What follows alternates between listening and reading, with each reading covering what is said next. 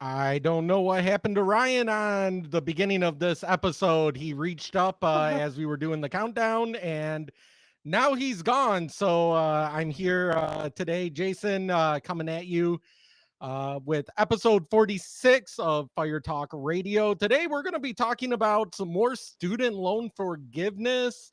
Uh, President Biden's speech that is very eerie and kind of reminiscent of V for Vendetta.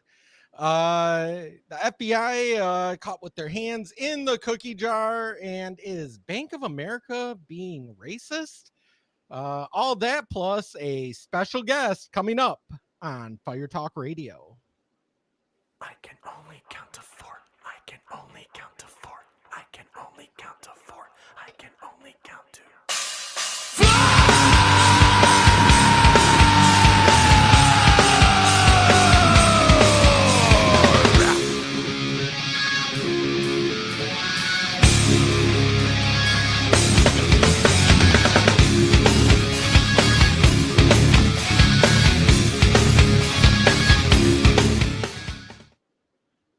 Hey, If it's Ryan's not one back. thing, it's another. I moved my camera from one, but since I put my finger on the camera itself, it goes, "Oh, you're gone." I'm like, ugh, whatever. Yeah. Technology's like that. So, Ryan, why don't you tell people how they can get a hold of us and introduce our guests? By the way, you guys can watch us streaming right now on Rumble. So, for future episodes, go to Rumble or go to our Facebook page. All right. So this episode 46. I'm Ryan. That's Jason, our special guest, Drew from TikTok fame of real. Now I'm drawing a blank of his TikTok. Well, it's okay. It used to be Real Drew Kaler. Now it's just Drew Breaks the News. I was gonna say Yeah. it's Drew Breaks the News. Drew Breaks the News, I do yeah. have one of your videos in our collection. At the end of the episode, we always throw up TikTok videos that I found Nice. throughout the week, and one of them was yours. Actually, I think it was from today. So I'm honored. Oh, is okay. Cool. Well, very cool. I'm excited then.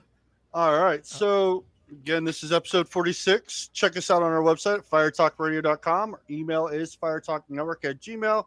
Voicemail is 814-380-9820. All music provided by Psychostick. Check them out on YouTube. Check them out on tour. They're a great bunch of guys. Yeah, this is a slightly weird week because I was not expecting the speech from yesterday. 'Cause that Nobody was. very ominous of Or maybe we all were a little bit. that was so. I was expecting, his last few speeches, Biden speeches, were very, I don't want to say divisive. Everyone uses that term, but definitely trying to sow division in the way that he talks about people like us that didn't vote for him, or like me. And No, I didn't vote for him either. It's okay. So, he coined the term a while ago, ultra MAGA, which is funny in and of itself because, like, before that, I never even considered myself MAGA. I'm conservative. Right. I'm a Christian. I'm conservative. That's reflects a lot of my views. I swear a lot. I'm that type of person. So, Drew, I apologize if I start going off on tangents. I don't mean it. It's just the way I talk. But I never considered myself like, MAGA, wear the hat, anything Trump says is correct. Trump is a lowercase g God type of thing. But now that he's making just about any Republican or conservative, he's basically aligning them with MAGA. I almost have to say, well, thanks to you, I'll take the term ultra MAGA now. I'll put that on. He did roll the White House rolled back that comment this morning, say that he wasn't going after the people that voted for Trump. He was going after the people that were in Congress already that were backing him. And I'm like, no, no, no. That's not how that conversation was last night. But we will get more into that because I think that's going to be just a long conversation of. And Well, I'm we're assuming, already Jason, you have clip. Maz, you want to yeah. keep going? We'll So keep going into it. um, Um, so coming in here, let me bring this. Why is this? Go ahead and keep talking while I bring up yeah, no. this clip. So, uh, with with it last night, I was actually waiting for like the Imperial flags to fall at at the Independence Hall in Philly. I thought it was very inappropriate to have the Marines standing by him, and the way the shadows were, you couldn't see the Marine's face. Um, yeah, yeah, Darth I think Biden. that's the one. Yes, had the whole Imperial March and everything. It was I just so think weird with the red. That looks Photoshop, and of course the Darth Biden part is, but the rest of the picture is just a screenshot. oh no, when I first saw, like, I woke up to all these clips in my For You page on every social media thing I could ever think of. And I'm like, there's no way he did a fucking speech in Philadelphia at night, which is fine, but with red lights. It's very weird. Do you guys notice, like, do you see in that picture right now, it almost looks like the wings of the Nazi eagle over Yes. above his shoulders? It really Yes. is very it's very, very disturbing how symbolic this is. Oh, I So- saw a couple of TikTokers do this with him next to Adolf Hitler, like side by side. Yeah, Adolf sure. Hitler doing the same stand. And it's like Look how angry he looks. he's That's- absolutely angry. But does he You know- even know why he's angry, though? Do you guys think he actually, like, I feel like he I- just really doesn't know what's going on. I don't I think it's on the teleprompter. that's Sure. the You thing. must have an angry face. So here's the clip, the screenshot from V from Vendetta. Tell me that doesn't look Oh my gosh. Yeah, eerily that's similar. wow. Look at that. Yeah. Wow. So this is We live in a clown world, guys. It's nothing is real anymore.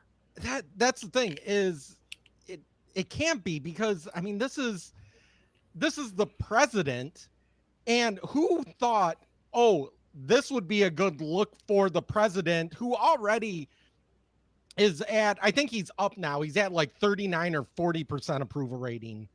Some polls have him up at 44. I think he just got that threshold of 40 on most of the polls. Yeah. It's mainly because when he So announced who- student loan forgiveness is when that's when it jumped, because everyone was like, "Ooh, my loans are getting paid off."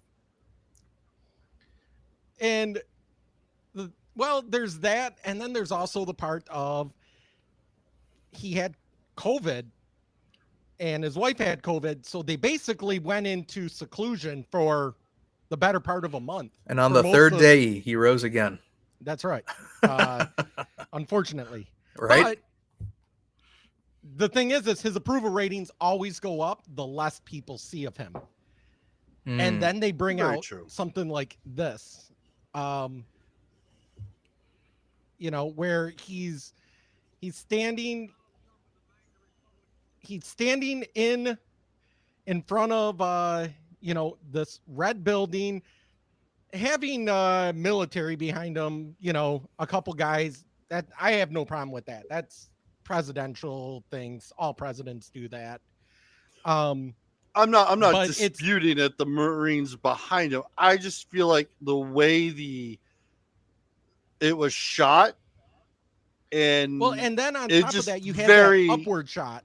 So it's not even just a straight on shot or something like that. It's that slightly upward tilt It's all about optics. And For sure. It's always- yeah. And again, I studied film. And part of film study is how camera angles make people look. That's why whenever you have the Emperor or Darth Vader or, whoever in whatever movie, when you want them to look intimidating, you put dark, harsh, contrasting light behind them, usually red. If you want to make them feel kind of sickish or look sickish, you put green. If you want to make them actually look happy, like, people can relate to them, you use blue. Like, colors have meaning to it.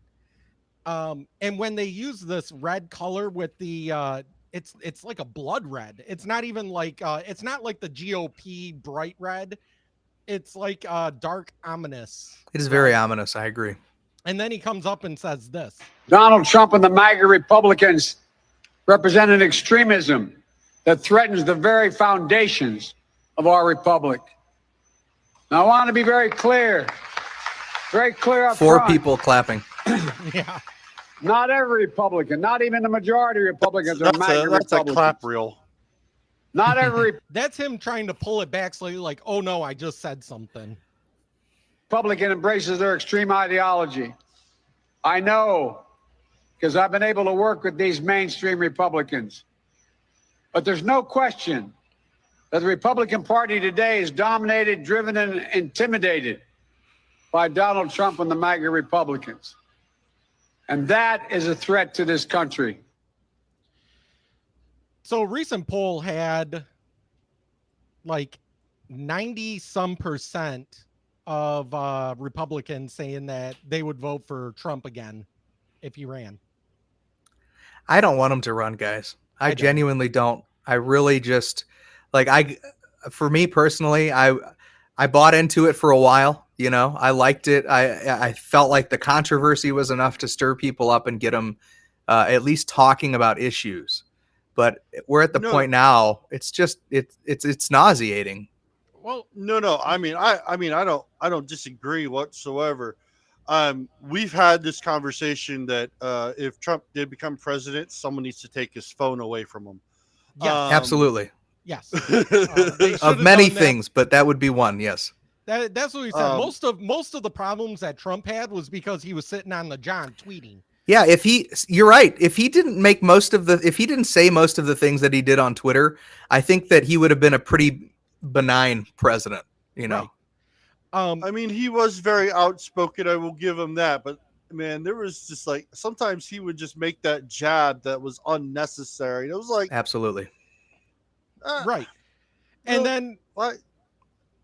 and like I tried to explain to a family member not long ago that couldn't understand why I or anybody else would vote for him, is I tried to explain, you have to remember, Trump is not the cause of anything.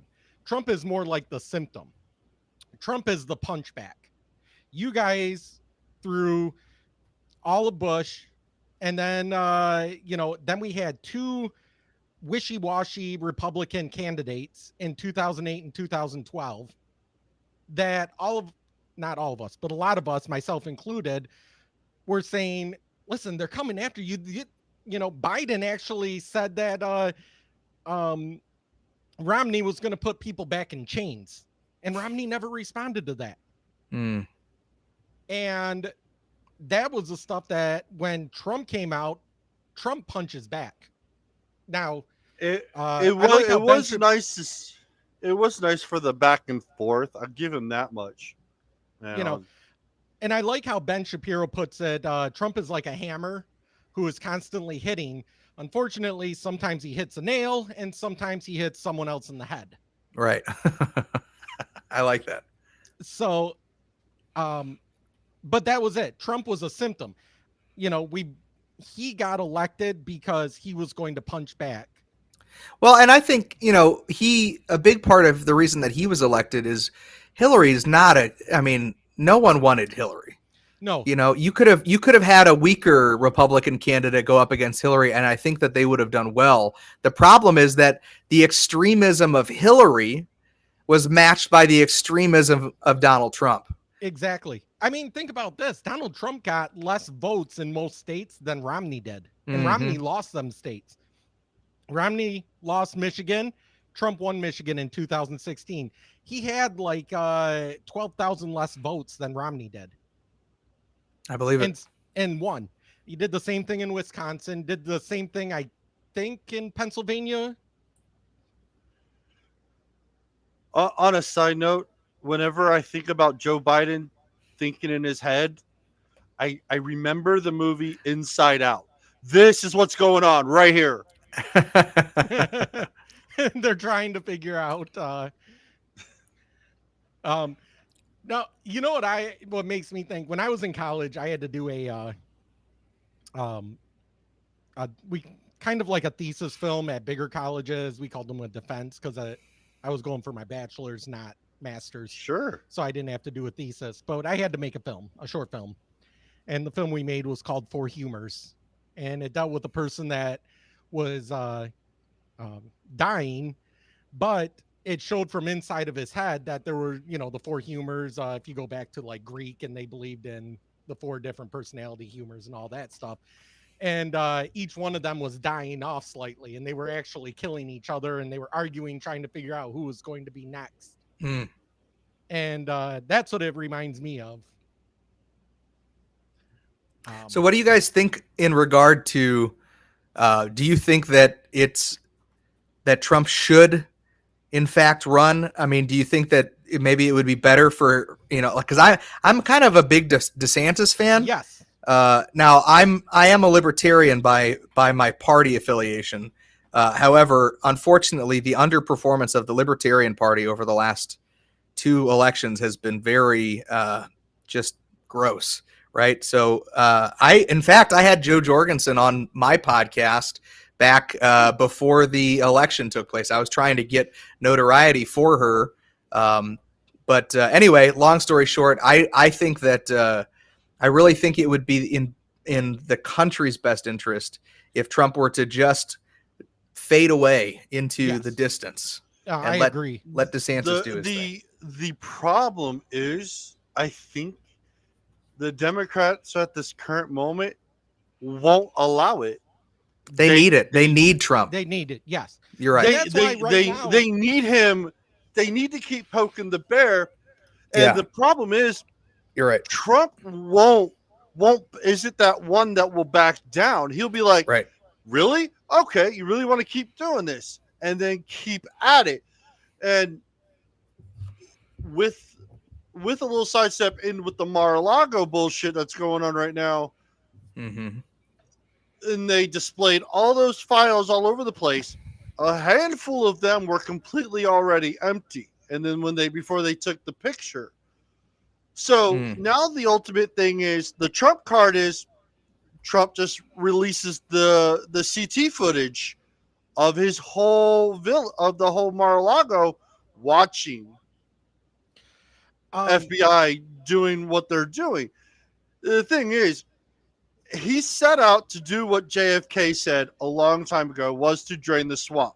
And the minute he said that, when he was doing his election process, is what made him the target. It's exactly what made him the target, because nobody wants to lose their job.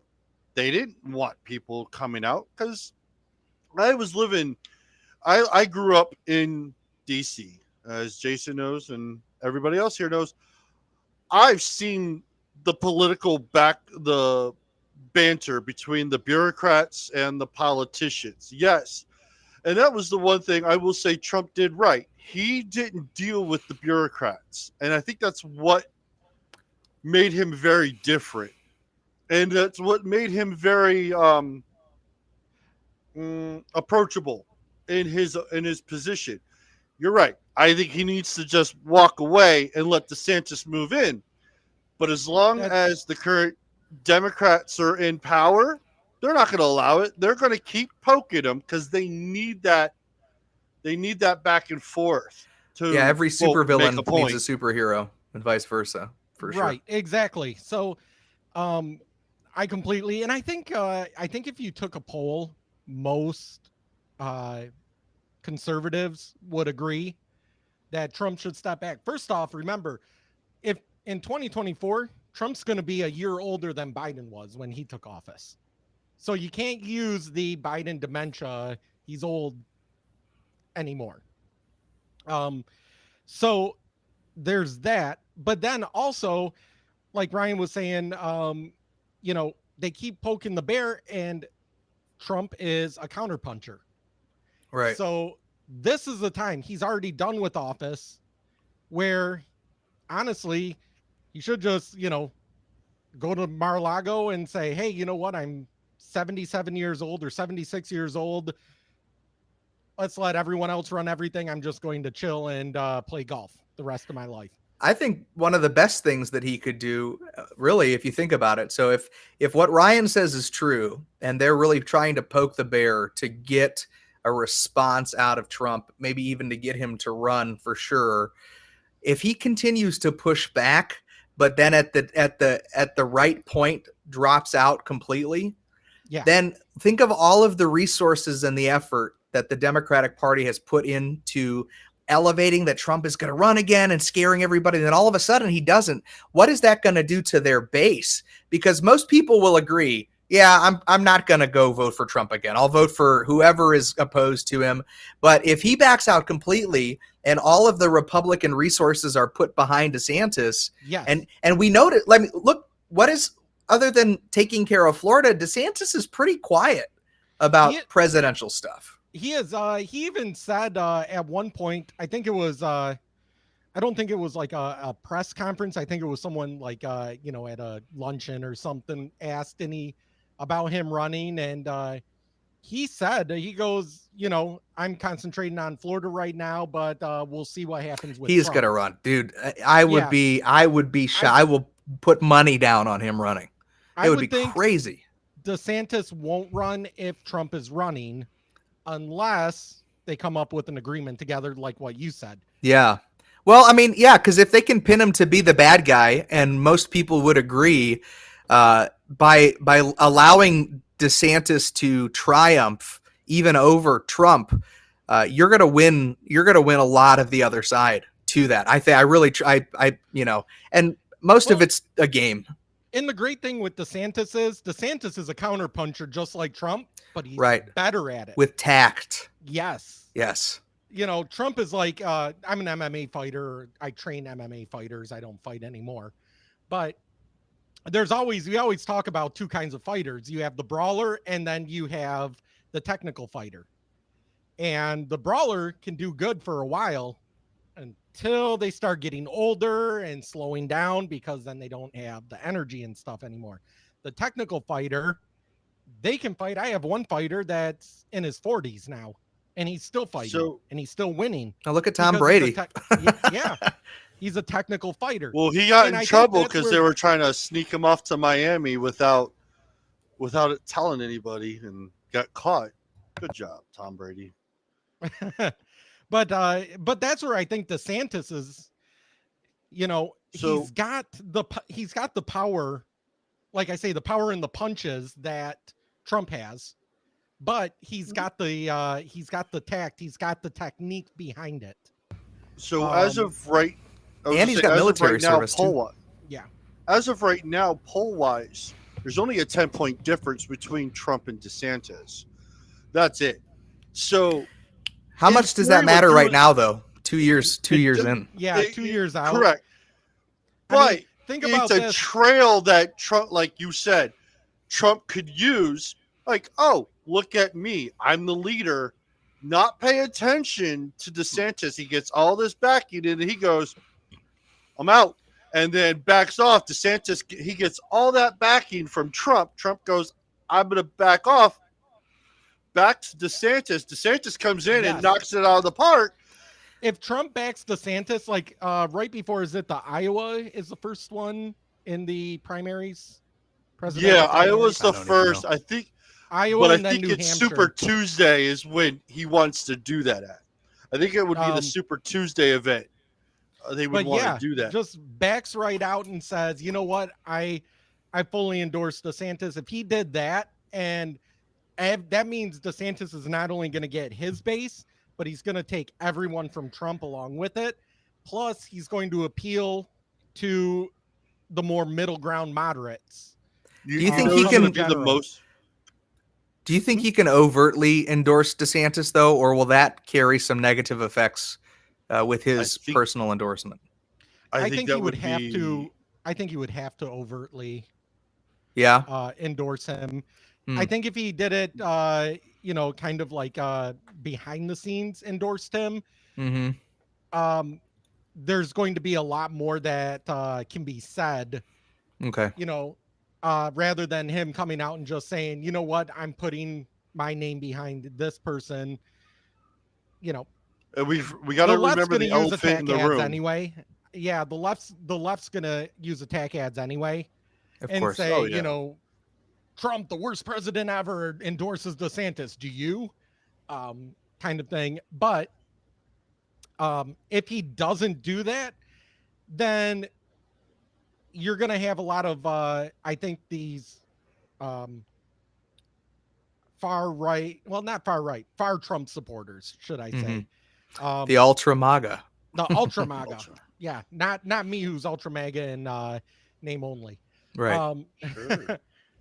But so you're going to have them that are going to say, well, DeSantis is taking it away. I'm going to vote for Trump anyway.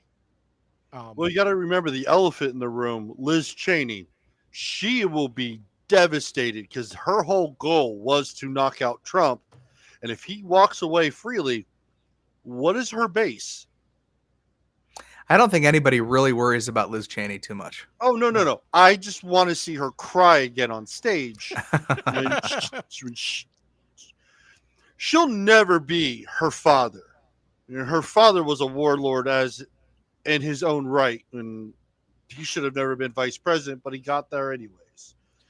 I try to tell people, you have to remember that was the old style Republicans. Oh, Oh, yeah. yeah, The that was- warmongering party. I even my dad is an older style Republican. The Bush, the Goldwater, all of that type of Republican. I think our generation of conservatives, notice many of us that I talk to don't even call ourselves Republican. I'm not even registered Republican. Right. In Michigan, you don't have to register. When I was in Oregon, I had to register, but Ugh. Oregon. Pennsylvania. Gross. I had to register in Pennsylvania. yeah, but we tend to base more on, I think, more of a philosophical than the older style Republicans, which had like maybe 3 or 4 core things that they had to hit. I think Bush ruined Republicanism for a lot of people because of his warmongering. I think that was very hard. And I think that we really are coming to see that into fruition now after the withdrawal from Afghanistan, when we realized, like, holy crap, dude, 20 years. Like, we were doing this for 20 years, and we see the fallout, like the corrupt officials that were put in place by our government, the deals, the handshakes and shady deals that were done. Listen, guys, I joined the Navy in 1999 and I retired in 2019. My entire career was in Afghanistan. I mean, the whole thing, it's so ridiculous. And a lot of us got a lot of guys like me that served. We don't feel the same way about war that we did before, Yeah. I have a lot of friends that fought in Afghanistan and Iraq Yeah. that joined up right after 9/11. Yep. A lot of my See, friends that's the joined up. thing We with, were in college the- at the time. I was a freshman in college during 9/11. Yeah. So, A lot of my friends, we, same 9/11 joined, yeah, but the conversation And- was that the war in Iraq was Bush was finishing his daddy's war, not Right. actually finding justice for what happened in 9/11. That's unfortunate what took so long. And then it should have ended when Obama took over, but he just kept it going. well, Because- and I know me and Ryan have had this conversation a few times on here, so I know I'm reiterating stuff, but My view is at a certain point, I don't know when that point was, whether it was 5 years in, 10 years in, at a certain point, we were obligated to stay, at least having some backing in Afghanistan, not to completely pull out, especially not the way we did. Yeah, we painted ourselves into a corner, and we Right. had to stay to fix it. Right. Yeah. The example I use is North and South Korea. It took South Korea 40 years before they had a normal democratic election Mm. that actually changed the way that South Korea looks. Up until that time, it was basically military ran. Even the whole time we were there, because we got there right after World War II. Like, we were there right during and after World War II to keep an eye on Japan. And then we stayed, and it took until the 80s. So when Yeah. you pull out after 20 years, that's not long enough to change a whole generation. You have to change 1-2 generations worth of people Sure. in order to make any real change. Well, and a big part of the problem too is most of the people in it. It's such a widespread kind of a wasteland Afghanistan is, and there's people there that don't know anything about any government. And when when we were occupying Afghanistan and talking about what happened during 9/11, they're like, we didn't know about that. Like, we don't know anything. So these dirt farmers essentially are just trying to live their lives, and all of a sudden here's a whole bunch of Americans, and they're like, why are you here? What are you guys doing? Right. Well, and think about, we were there for 20 years. A girl that was 5 years old, 10 years old in 2002, I think is when we went in. 2002. So now she's 25, maybe 30 years old. So maybe she was 10. Right. She doesn't know living under Taliban rule. She doesn't remember. And now all of a sudden we pull out, and in one weekend, Taliban's back, baby. right back to exactly how it was in 1999. As if they just skipped the last 20 years. Right. Yeah. And then I was talking with another friend who fought over there. He did 3 tours over there. And then his third tour, when he finally came back, an IED exploded, and he burned his legs. It didn't like char his legs, but burned them really bad, and so that was his retirement. But he was telling me that what people don't understand too is that the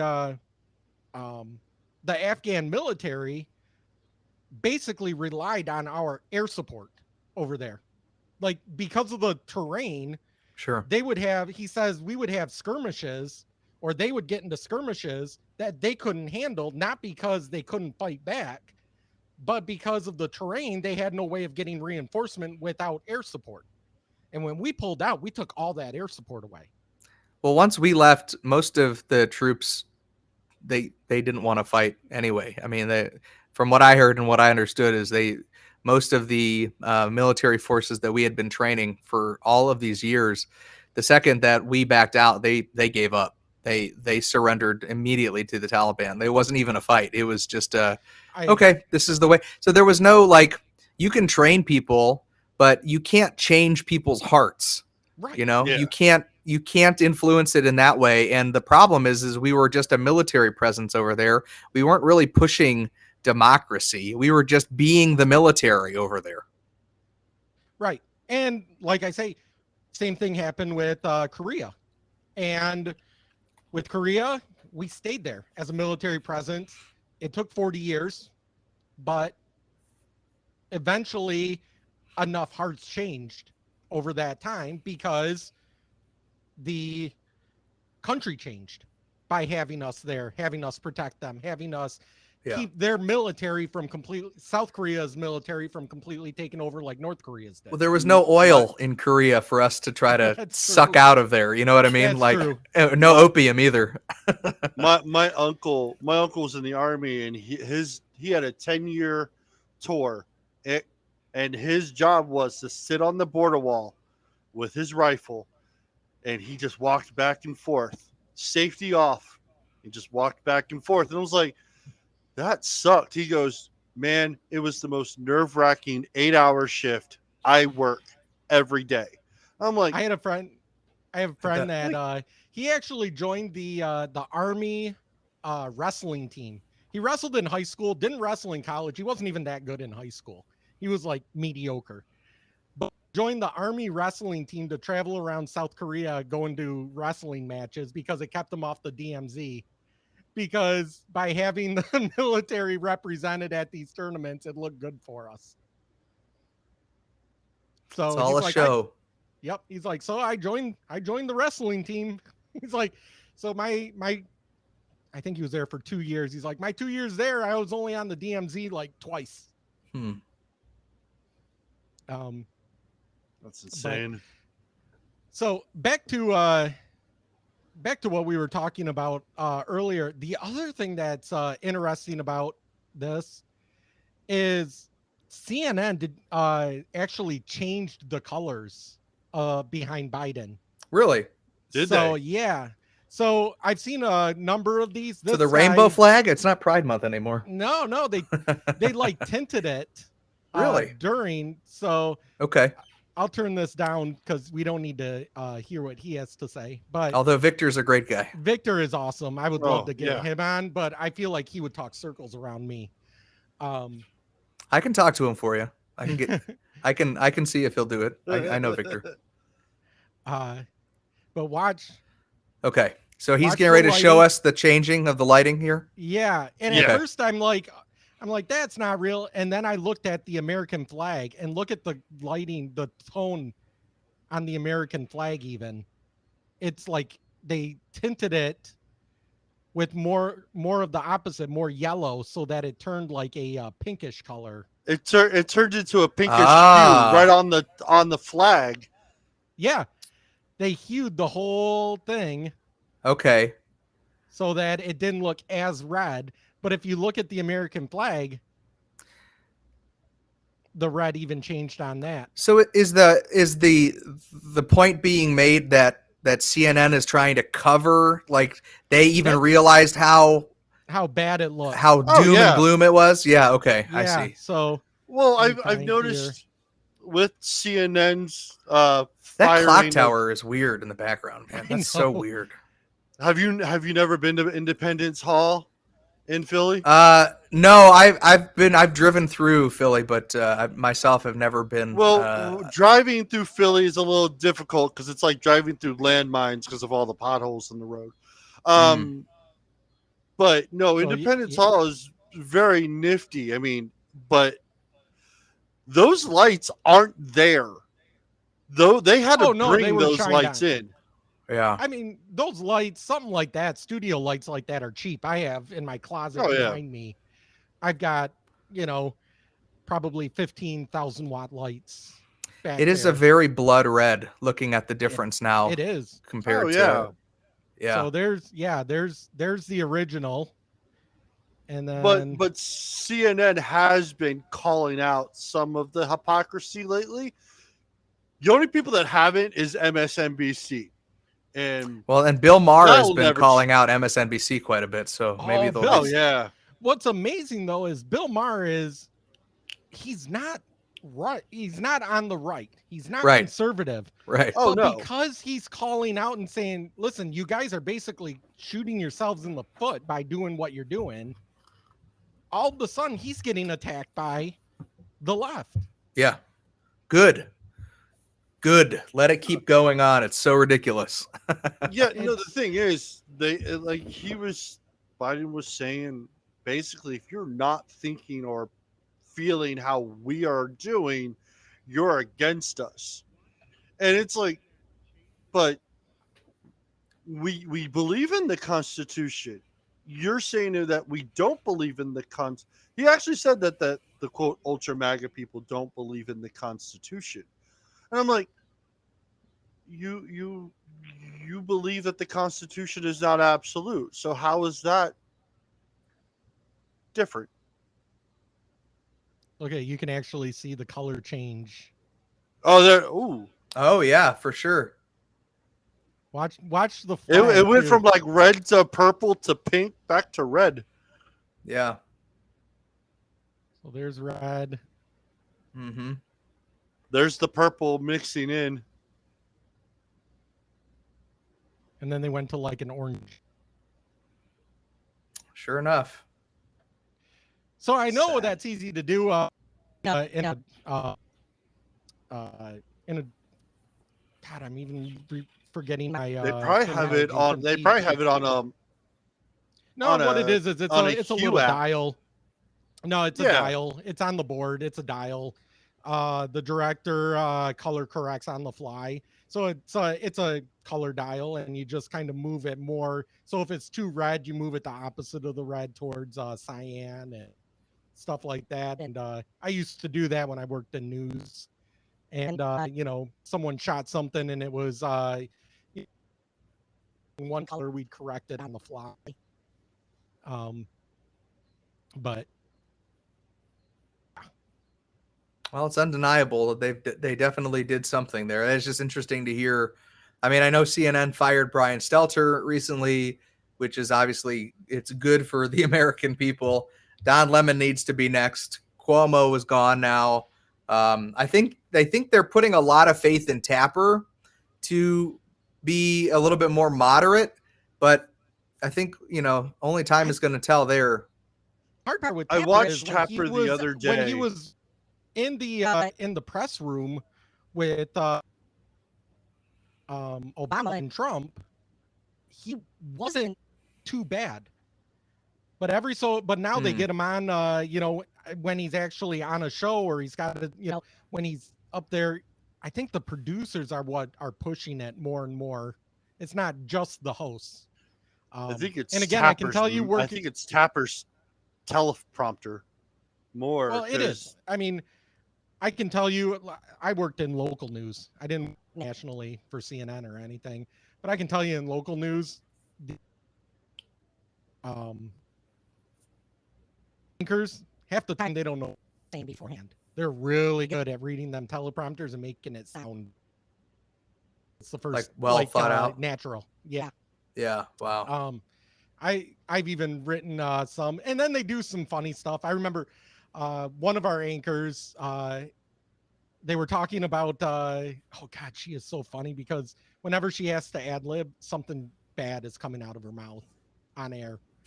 And so there was one time, twice I was running cameras. I wasn't in the control room. I was running cameras. And one time she was throwing it to weather, and they were talking about the heat wave or something like that. And she goes, yeah, well, it may be 90 degrees out, but it's always 69 in my bedroom. Oh my gosh. And Fantastic. everybody is just staring at her like, and then another one, we just did a puff piece, national puff piece that came from CNN, oddly, about a three-legged dog that won some sort of race or something like that. And she throws it to sports and goes, I don't remember our sports guy's name, so I'm going to say Ryan. So Ryan, do you have three legs? And then it cuts straight to him staring at the camera going, and literally his reaction is, I don't know what to say right now, so we're going to go to commercial. That's awesome. And here I am behind the camera trying not to laugh because I can't make a noise. Right. So I am doing everything I can. My face is turning beet red, waiting for commercial to come. No kidding. Good Lord. All right. So we're all in agreement.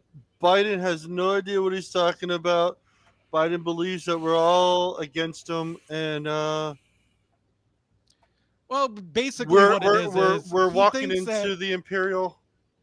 I think empire. he thinks, and I think this might be a Democrat strategy. I think they think that they're going to win in November based on division.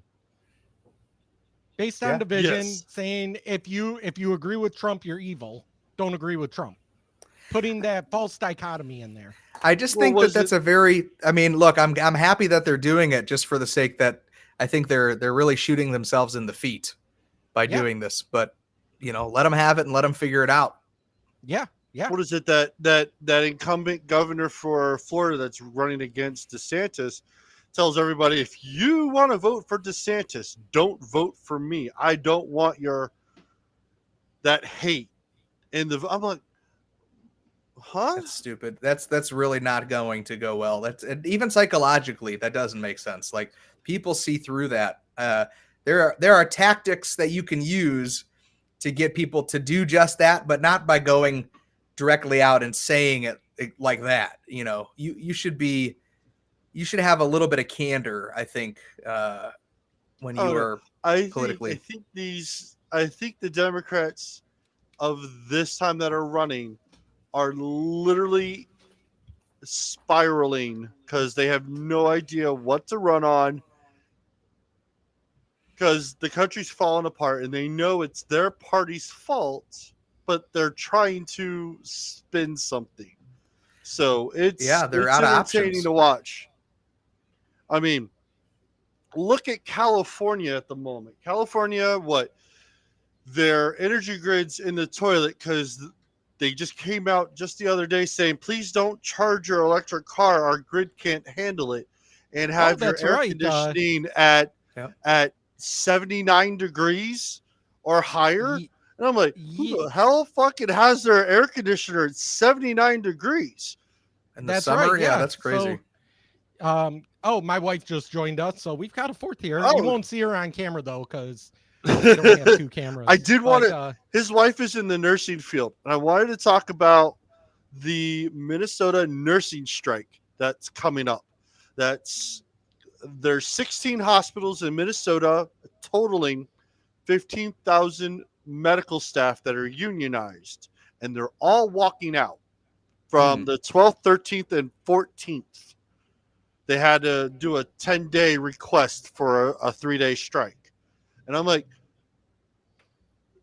because my wife's in the medical field, and I've already gotten her opinion on it. She goes, good for them, because having to care for one person, have to care for 8 to 10 people a day is more than a nurse should take. I always thought that 8 was like the max. Every state is different. Is this a result of the vaccine mandates? Like the reason that we have the so little nursing staff? Yes, because a lot of the hospitals were forcing the vaccine mandate, and a lot of people just didn't want to, and that is their choice. And because of it, they went into private practice, right?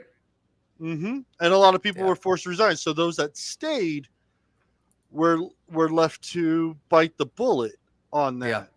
Yeah. And real quick, can you guys hear Kelly? No, it sounds like she's in the room, but it doesn't sound like she's on. Yeah, she's coming on your microphone, not hers. That makes sense. Oh, there you are. There we go. Oh, yeah. Hi, Kelly. Hi. Hi, Kelly. Hello. I don't know you. You are Drew. Hi, Drew. I'm Drew. Yes, ma'am. Drew is our guest for tonight. Congratulations. Thank you. What do we have for him, humbling Johnny? experience. Wait, we don't have a Johnny. Shit. We have a Ryan. No, we do not have a Yeah, Johnny. that's Not okay. yet. Give it Hopefully time. that's not trademarked. That's copywritten in a different show. Ooh. We're commentary. We get protection anyway for most things. It's parody. No, comedy. I know. Or commentary. Commentary. Yeah. So we get fair use protection. Parody over is most Psycho things. Stick, and they do enough parody songs. Yeah, I know. Parody is what I do with my news. Fair enough. Oh, I love your news captions. Because every time I'm sitting there trying to come up with stuff, and sometimes you'll talk about some of the things I put on the show notes, and you'll make a funny comment about it. I'm like, that's what I put in on my show note. That's awesome. I won't lie. I won't lie. I was like, Is it bad? So not so much of our news, but so much of our clips and stuff now come from TikTok. Just because it's but the thing is, because they're a minute to 2 minutes long most of the time. Yeah, it's easy. It's everybody's easy on that platform. It's easy to grab and throw it in. Everyone's on it, and it's easy to get the sound bites. to where other things you're searching through a 15, 20, 30 minute to try to find a, 30-second SOT, to where on TikTok, I can just say, oh, here's the SOT. And then I hit the share, hit the download button. Yep. And everybody's clipping stuff already. So it's already in that digestible format. Right. Exactly. And that's what's fantastic. So Kelly, being that you work at a hospital, what has your hospital ever talked about very similar of what's happening in Minnesota? Has that ever been discussed? Not publicly. I'm sure a lot of the nurses are talking about it, but I haven't heard a lot, I guess, uncomfortable situations. Right now, everything is still very stressful and high intensity. Not good working Sure. relationships. It's just going downhill fast. So, yeah. We'll see. My wife is also in the medical field, so it's kind of funny that we all three have wives that are in that. My wife she's a senior pharmacy tech at a private pharmacy, but she used to work at a Walgreens. And when COVID first hit, she wanted to do pharmacy tech stuff. She wanted to fill and do all of that. But with COVID and all of these contracts, they were really forced into vaccinations, and so it went from doing pharmaceuticals to like prioritizing vaccinations. And as much as, and my wife didn't necessarily have a problem with if people wanted the vaccine, it's their choice. That's what they want to do. But when you don't provide additional bodies and you have an additional workflow item that you have to do, and it's already, I don't know if you guys have been in a Walgreens pharmacy lately, but people are just unhinged. Oh yeah.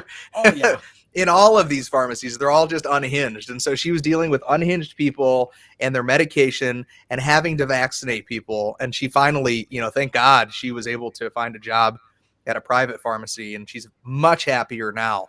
But it's, the medical field in general is hurting because of what COVID has done to businesses, to the reprioritization of what healthcare means. I mean, it's really weird, man.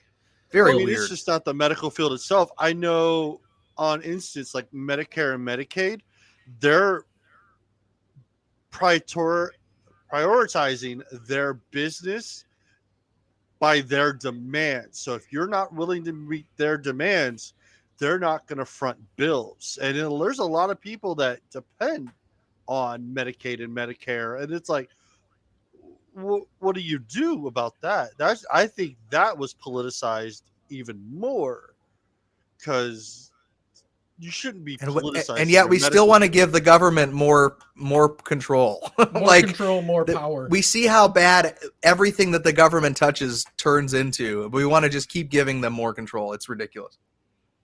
I mean, with the CDC finally retracting a lot of their oops, and thank you for YouTube for updating their terms and policies about how the CDC guidelines were.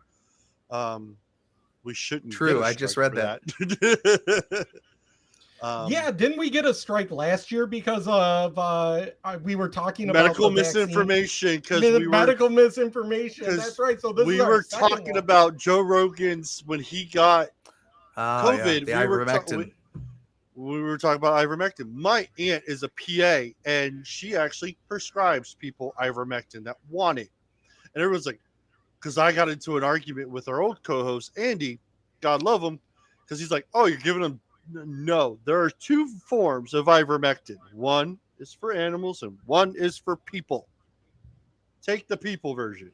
Just like animals can take different anti-anxiety medicines too. It's not their physiology and for some animals is very similar to humans when it comes to different medicines like Benadryls and Mm-hmm. That's right. Didn't we have to give our dog Benadryl at one point? And they said to give him. This was when we had Axel for itching, and they said to give him like 4 or 5 Benadryl tablets. And I'm thinking, this is a 100-pound dog. Yeah. Good night. But their physiology is different, right? So they metabolize it differently. My one dog, was so hyperactive, I thought about giving her weed to calm her down, and I tried that with my dog too. It didn't work. well, they make She hates doggy storms. weed now. They make doggy Yeah. weed now, Well, and I'm like, I thought about buying My- it, and I'm like, my dog licked up some can of butter I made. So I was taking it from the cooker, putting it in, Oh and some no. of it dripped on the floor, and the dog was lapping it up, and I'm like, Oh no. this Did it is affect? good. Because my dog, I gave her a tincture for a storm, and she just was still a mess. It didn't do anything. No, she because she had quite a bit. I mean, I made it strong, but she kind of stared off for a little bit. About an hour later, all of a sudden, I see her just kind of staring at me, and then a little bit after that, she was taking a nap. So, all right, well, we Mental got note, Kelly give- here. Talk about the medical field. So, what do you know anything that's happening out there with the nurses, or what's going on? Well, actually, you just mentioned it earlier today, and I've heard about it, but I didn't actually know how much was involved. But I mean, honestly, this is nothing new. There have been strikes. I mean, even at the beginning of COVID, you look at for safety measures, trying to push through the Healthcare Safety Act against for medical workers because people have been assaulted and killed, and vice versa. Well, well, I know between one their of the coworkers and their patients, but well, for the demands strikes recently, go ahead. yeah, the demands from the nurses right now are pay increases, less, I guess, less care in a sense, like where Less they're responsible responsibility. for, yeah, Yeah, and like more less security patience. guards. Be careful how you say that because less responsibility is negative. I mean, Yeah, no, that No, makes I sense. mean, I I mean, mean, I'm more gonna be people devil's to a advocate unit. right there. Sure. Sorry. Right. More so, people That's so to a they're not unit. in. So it's not one nurse to 20 patients. Right. Yeah. Yeah, I'm like, I think they want like a 1-to-6 ratio, 1-to-8 ratio. Like- But they're also Like a asking doable for more ratio. a doable ratio and more security guards. And I'm like, wow. And then you just mentioned it, like, are like the patients attacking the nurses, Kelly? Is that what's going on? Yeah, I think in previous podcasts we've talked about that, where I've mentioned that patients have attacked each other, patients have attacked the staff, staff has attacked the staff. There's actually been shootings and homicides, Oh my suicide gosh. homicides. If you go back, one of the gals I always kind of look to for that information, credible information, is you can find her on TikTok and Instagram. It's the nurse Erica. And Yeah, this is how I found the story. she goes She's the back one that a announced this. lot, and it's nuts. I mean, yeah, COVID did a number on us, but right now, as far as the vaccinations, that really set a lot of people off because, yeah, you can get exemptions. Not a big deal. There are a lot of nursing staff that believe in, yes, I'm doing this for the greater good, and that's okay. You put into what you have your body, your choice. You should not force that choice on anybody else. You get an exemption for that, or if you don't like it, you can find another job. It sucks, but I mean, those are the choices. Or you can also retire and whatnot. But right now, it's managerial gaslighting. Hospitals are now no longer hospitals; they're businesses because of reimbursement and money. People are losing money left and right, and so it's staff shortages, wage cuts. A lot of the nurses are really pissed because, example, our hospital got COVID money, and we were all given like retention bonuses, but then they retracted it for almost half of our nurses in our hospital because they were quote unquote under contract with the union, and therefore they fell under something different. Oh my gosh. So yeah. And then as far as these, so there's a couple currently going on. So the one that the nurse Erica had recently mentioned was the Minnesota one. Reno, Nevada, I guess, is having one in their state, like the nurse ratio. Trying to think what exactly it's called. it's like mandated patient ratio, staffing ratio, something to nurses. And not every state has specific minimums or maximums set in place. So I think you have to look that up by state. Reno, Nevada does not. So then the hospital gets to choose what they think is appropriate staffing. And I think there was an issue with, their ratio was like their normal ratio is 1 to 4, but they were getting up to 1 to 5, and the nurses refused to clock in. And you think 1 to 5 is not bad. So I guess the best way I can describe it, and this is kind of on the fly because I'm really bad at preparing, and I just found out about this, so We won't apologize. judge you. Oh, No. thank you. But when you send your kid to school, you think about your class sizes, right? Why? Because What's of the point of the class amount of sizes? attention that you can give to the students. You got it. So what is a good ratio that you want your student, your child, your loved one, Right. whether it be a pediatric, child, or, someone in college, they're kind of adult, they can kind of take care of themselves. But as far as your child, someone that you want to have looked after in a safe place that you assume is safe, Yeah. what is a good ratio for you? The less the 21, better, in my The less opinion. the better. 15 to 1. Yeah. Yeah, 50 to 1 maybe might be about the max, I'd say. Okay, now what about special needs classes? That's a whole, I'd say 1 teacher per 8 students, maybe. Okay. Yeah, I was Yeah. thinking 1 to 5, something like that. Yeah, I mean, but- definitely lower than a normal class size, than like Yeah. a typical Yeah. class size. But Or why even- or why even- is that? Or Because even of when they're younger. more individualized care. Exactly. Yeah. So now you think about, you have a range for, any hospital, whether you have a pediatric unit or an adult unit, those people may or may not be able to take care of themselves, whether they're mentally or they just have a physical issue because of surgery, or they're older and they can't take care of themselves. So you're thinking, okay, 1 to 8, it's not a special needs classroom, but this person has a rectal bleed. They're 80 years old. They can't move. They haven't been turned. They've got bed sores. They came from a home. Their blood work hasn't been drawn. They don't have new IVs, so everything is hemolyzed. Their IVs don't work. They have bad veins because guess what? They're bleeding somewhere. Mhm. Yeah. And that nurse has 5 other patients to take care of. And they don't have a CNA that can round on that patient and take vitals, because CNAs can only do so much. Hmm. Patient Yeah. safety techs can only do so much. So then if you have this 80-year-old who's rectally bleeding, that can't move on their own, but it has dementia or Alzheimer's or has a sundowner syndrome, and they turn violent towards the end of the night, when you're switching shift, you don't know if that patient's going to have the mentality to try and get out of bed and fall and break their hip or hit their head and have a head bleed. Because they're bleeding somewhere. They might be on a blood thinner.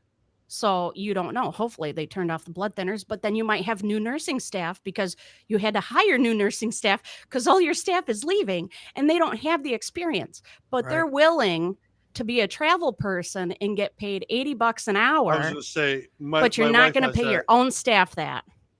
My wife has that issue at her nursing home where, like, she's paid at one wage, and then we get all this. She gets all these travel agencies that are being paid $40, Yeah. $50 an hour, and they sit at the desk and bullshit and just walk around, and it's like, Yep. why? So what why is even the go to work? what is the Exactly. future state of this then? If let's say if this doesn't resolve, if they can't come to some sort of agreement and fix the problems, what do you see in your professional opinion? It's going to break down. And what does that mean? What does that look like to you though? That's what I'm Like, what curious does it about, look like. like to us as Well, yeah, what patients? does that look like to everybody else when it comes to like hospital care and medical care? Well, I think a lot of it is going, well, Well, let it's me hard your to think about it, but Sure. the way that what's going to happen is it is going to get so bad that at the first sign of any hope, people are going to jump at it and be like, "Oh my God, this is a relief. This is so much better," and it's going to be socialized healthcare. Yeah, that makes sense. So So So that's my- I think my question, ultimately when you talk about the nursing staff in 1 to 8, if I remember correctly, especially during the height of COVID, when you had all these hospitals saying we're at capacity and we're at this. It's not that they're actually, you know, maybe they have 100 beds or 200 beds. It's not that they don't have enough beds. It's that they don't have the staff. But they Right. will not detail that in an answer. They will say we're at capacity. So another example is So they have the beds, they have the room, they have the resources. They just They just don't laid have the off or staff. people quit. they don't have all the resources, So- but they do have the physical beds. It's just that they are empty because there is no one to staff the patients that go in those beds. So how do we get to, if we can't find the staffing now, how will socialized healthcare fix that problem? Because there's still the lack of staff, right? There's still the lack of staff, but I think a lot of people would feel better. I don't know. You know, that's a good question. I didn't think about Do you, that. do you think What it might about- be, well, I was gonna say, what about like privatized healthcare? Do you think that if there's an opening now for these nurses and doctors to begin starting like home care and, you know, other privatized health stuff? I think that's honestly going to suffer Mm. because you're going to end up having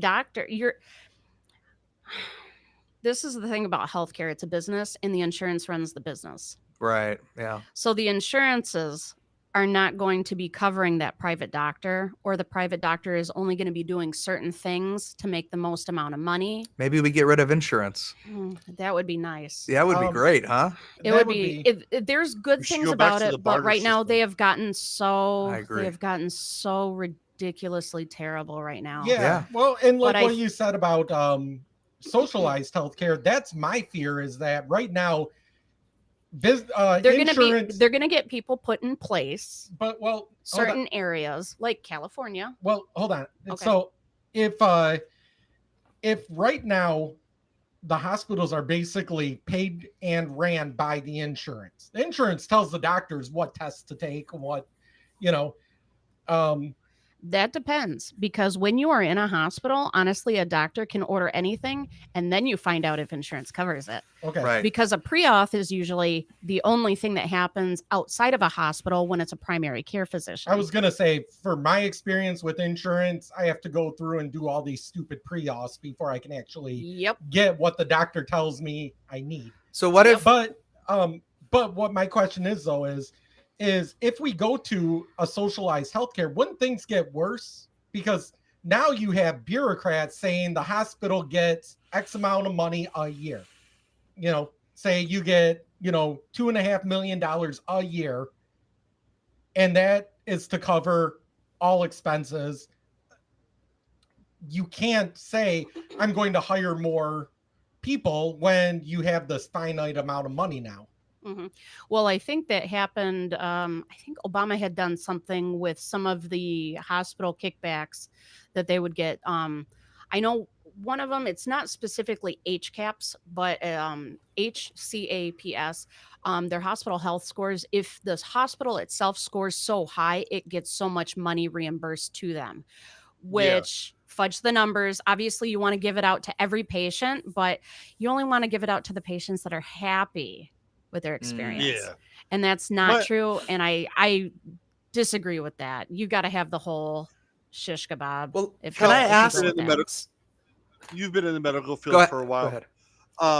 Yeah. Traveling nurses became a really big thing only really during COVID, because I really didn't hear much about the agency nurses all prior to that as much as they are now. What if we limited or capped how many traveling agencies they're allowed to actually have? Wouldn't that kind of help in a sense? You mean capping how many nurses the agencies can have, or how many the hospital can actually bring in? Yeah, how many the hospital can actually bring in? That's Forcing going to be a maybe- hard sell, because that's going to be up to the hospital themselves. So if they want to spend the money and not have support, I think part of it is burnout, and then just how people are feeling about that specific workplace.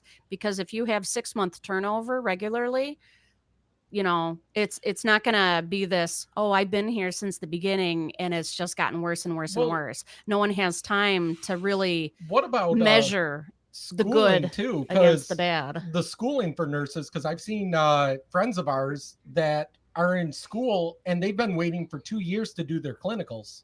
That's because of staffing. They got rid of a lot of extracurricular programs because they didn't have the money to have the teachers stay on site. The licensing guidelines changed because I think there's a college around here.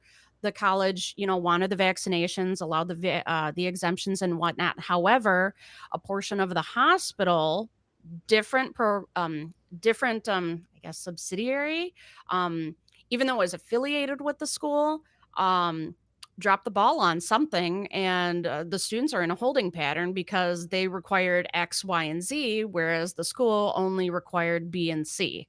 Like, completely did not match up. They really screwed it up, and I don't think it's necessarily. I think it's happening in more than this area, but I have not heard how widespread it is. So let me ask this: what is stopping? Let's say I'm a doctor that is, works at a hospital, and I just decide I'm going to go move to a smaller town, open up my own practice, and then begin to treat people in, not necessarily reliant upon insurance, but going back to the older, like I think Ryan said, barter system, but where we're paying the doctor a certain fee for a checkup or whatever, a certain fee for blood work, whatever it is. But what's preventing doctors from privatizing to do that on their own? And the same with like PRNs or any other nurse type person. What would be the hesitation there? So if you are a doctor and you want to privatize, how many other doctors are going to be on board with you? So you would have to do it. You're saying you'd have to do it in like a medical group. You couldn't just be. No, I'm saying, are you thinking of just you being as a singular doctor pulling this off? So you're willing not to have vacations, and how much time are you going to be on call and for your patients reaching out for stats? And you probably would want to like partner with some folks, and you'd probably want to at least like one, maybe two other doctors, and then maybe like a handful of nurses. And how many patients are you going to take? I mean, yeah, I don't know what the limitations would be. I'm just thinking like, how do we break out of this system that is clearly broken and corrupted? What's interesting, Ryan, you're the Google master. See if you can find, I want to say it was maybe about 2010-ish.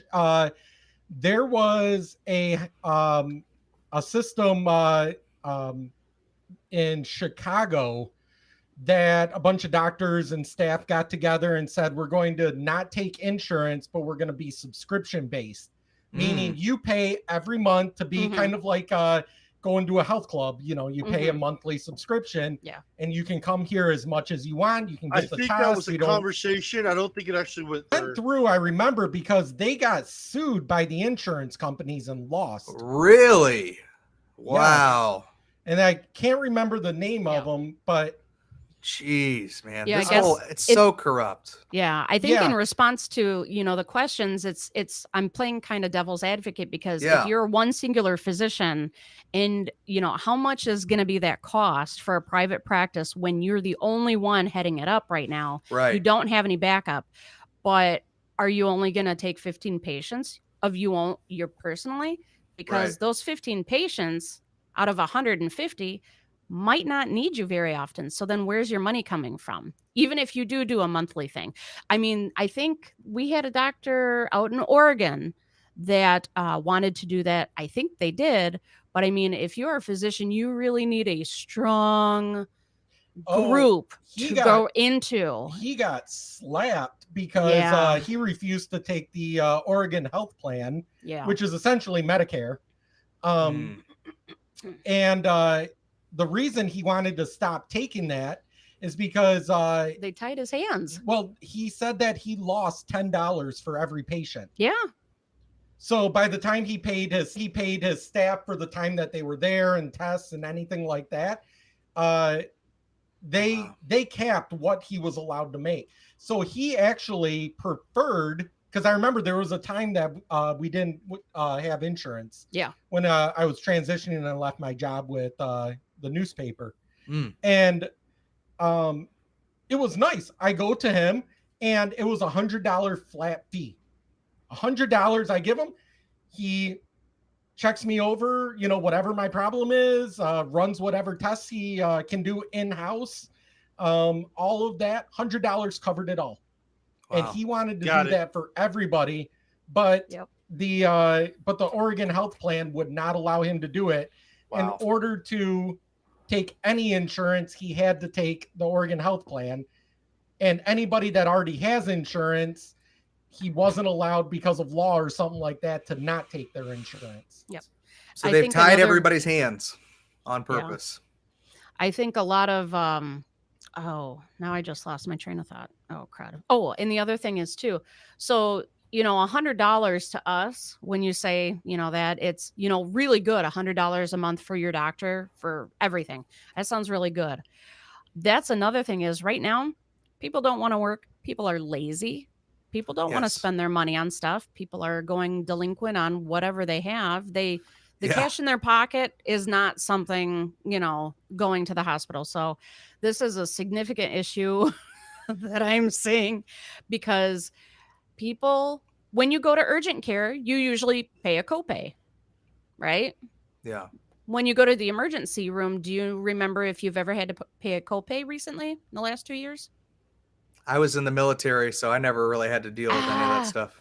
I had, Well, thank you for your service, but Yeah. dang, that's lucky you didn't have to deal with that. I have No, a friend I mean- that I about went off on because he does have Medicare or Medicaid. Which one's the one that's not for older people? I don't know. I think it's Medicaid. I think Medicaid is the older people one. Oh, it is. I don't I know. think Okay. so. I'm not old. It's I don't one of know. those two, yeah. But either way, the government. Jamie, one- look it up, Jamie. Come on.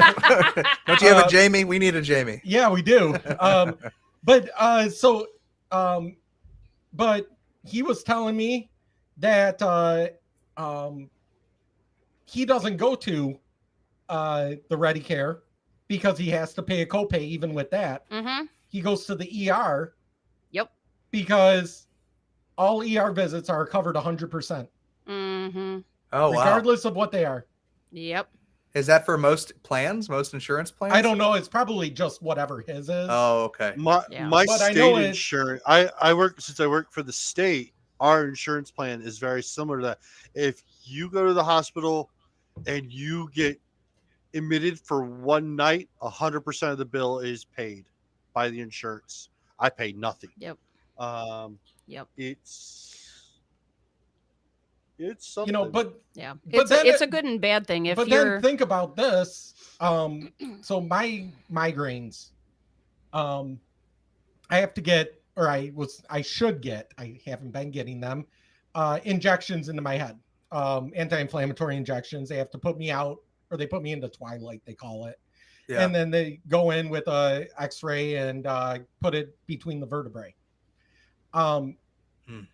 My insurance will not pay for it because it's not considered necessary. So I would have to, the reason I stopped getting it is because they wanted $2,000 up front. And then I had to go back to the insurance to get reimbursed. And the one time we did that, they didn't reimburse us. Yeesh. Yeah. So, I mean, because again, they said they pulled off all this stuff like it wasn't necessary. You didn't follow protocol. You didn't. It's like, this works. This is something that they did that works. I'm supposed to get it every couple months. Well, when it's coming out of your pocket, $2,000 every 2 months or 3 months. Oh yeah, no, you'll deal with the migraines. Yeah. So actually, it wasn't Chicago. It was California. They had a $70 a month plan for their discounted health plan for their hospital, and it didn't last long. yeah. Oh, that's because California bills you for everything. So they're probably pissed because they are losing money. Well, Oh, yeah. From what I And they're remem- so in from what I debt. from what I remember, they got sued by the insurance company. Oh, I wouldn't doubt it. because Well, they no, yeah, weren't- because they weren't billing the insurance. Yeah. No. It's all bullshit. You know, Would the you amount go of monthly people plan?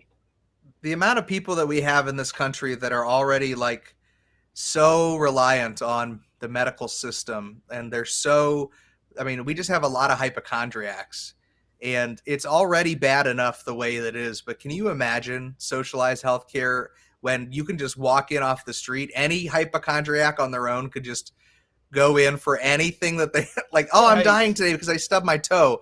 And the amount of time that you have, people don't realize, like, the military healthcare is like socialized medicine. Yeah. Right. Mhm. And that's what I've dealt with for 20 years. Now, yes, it's great that I don't pay a dime there. Yeah, I didn't pay a dime back then when if no matter what, I could go get seen for literally anything and I wouldn't pay for it.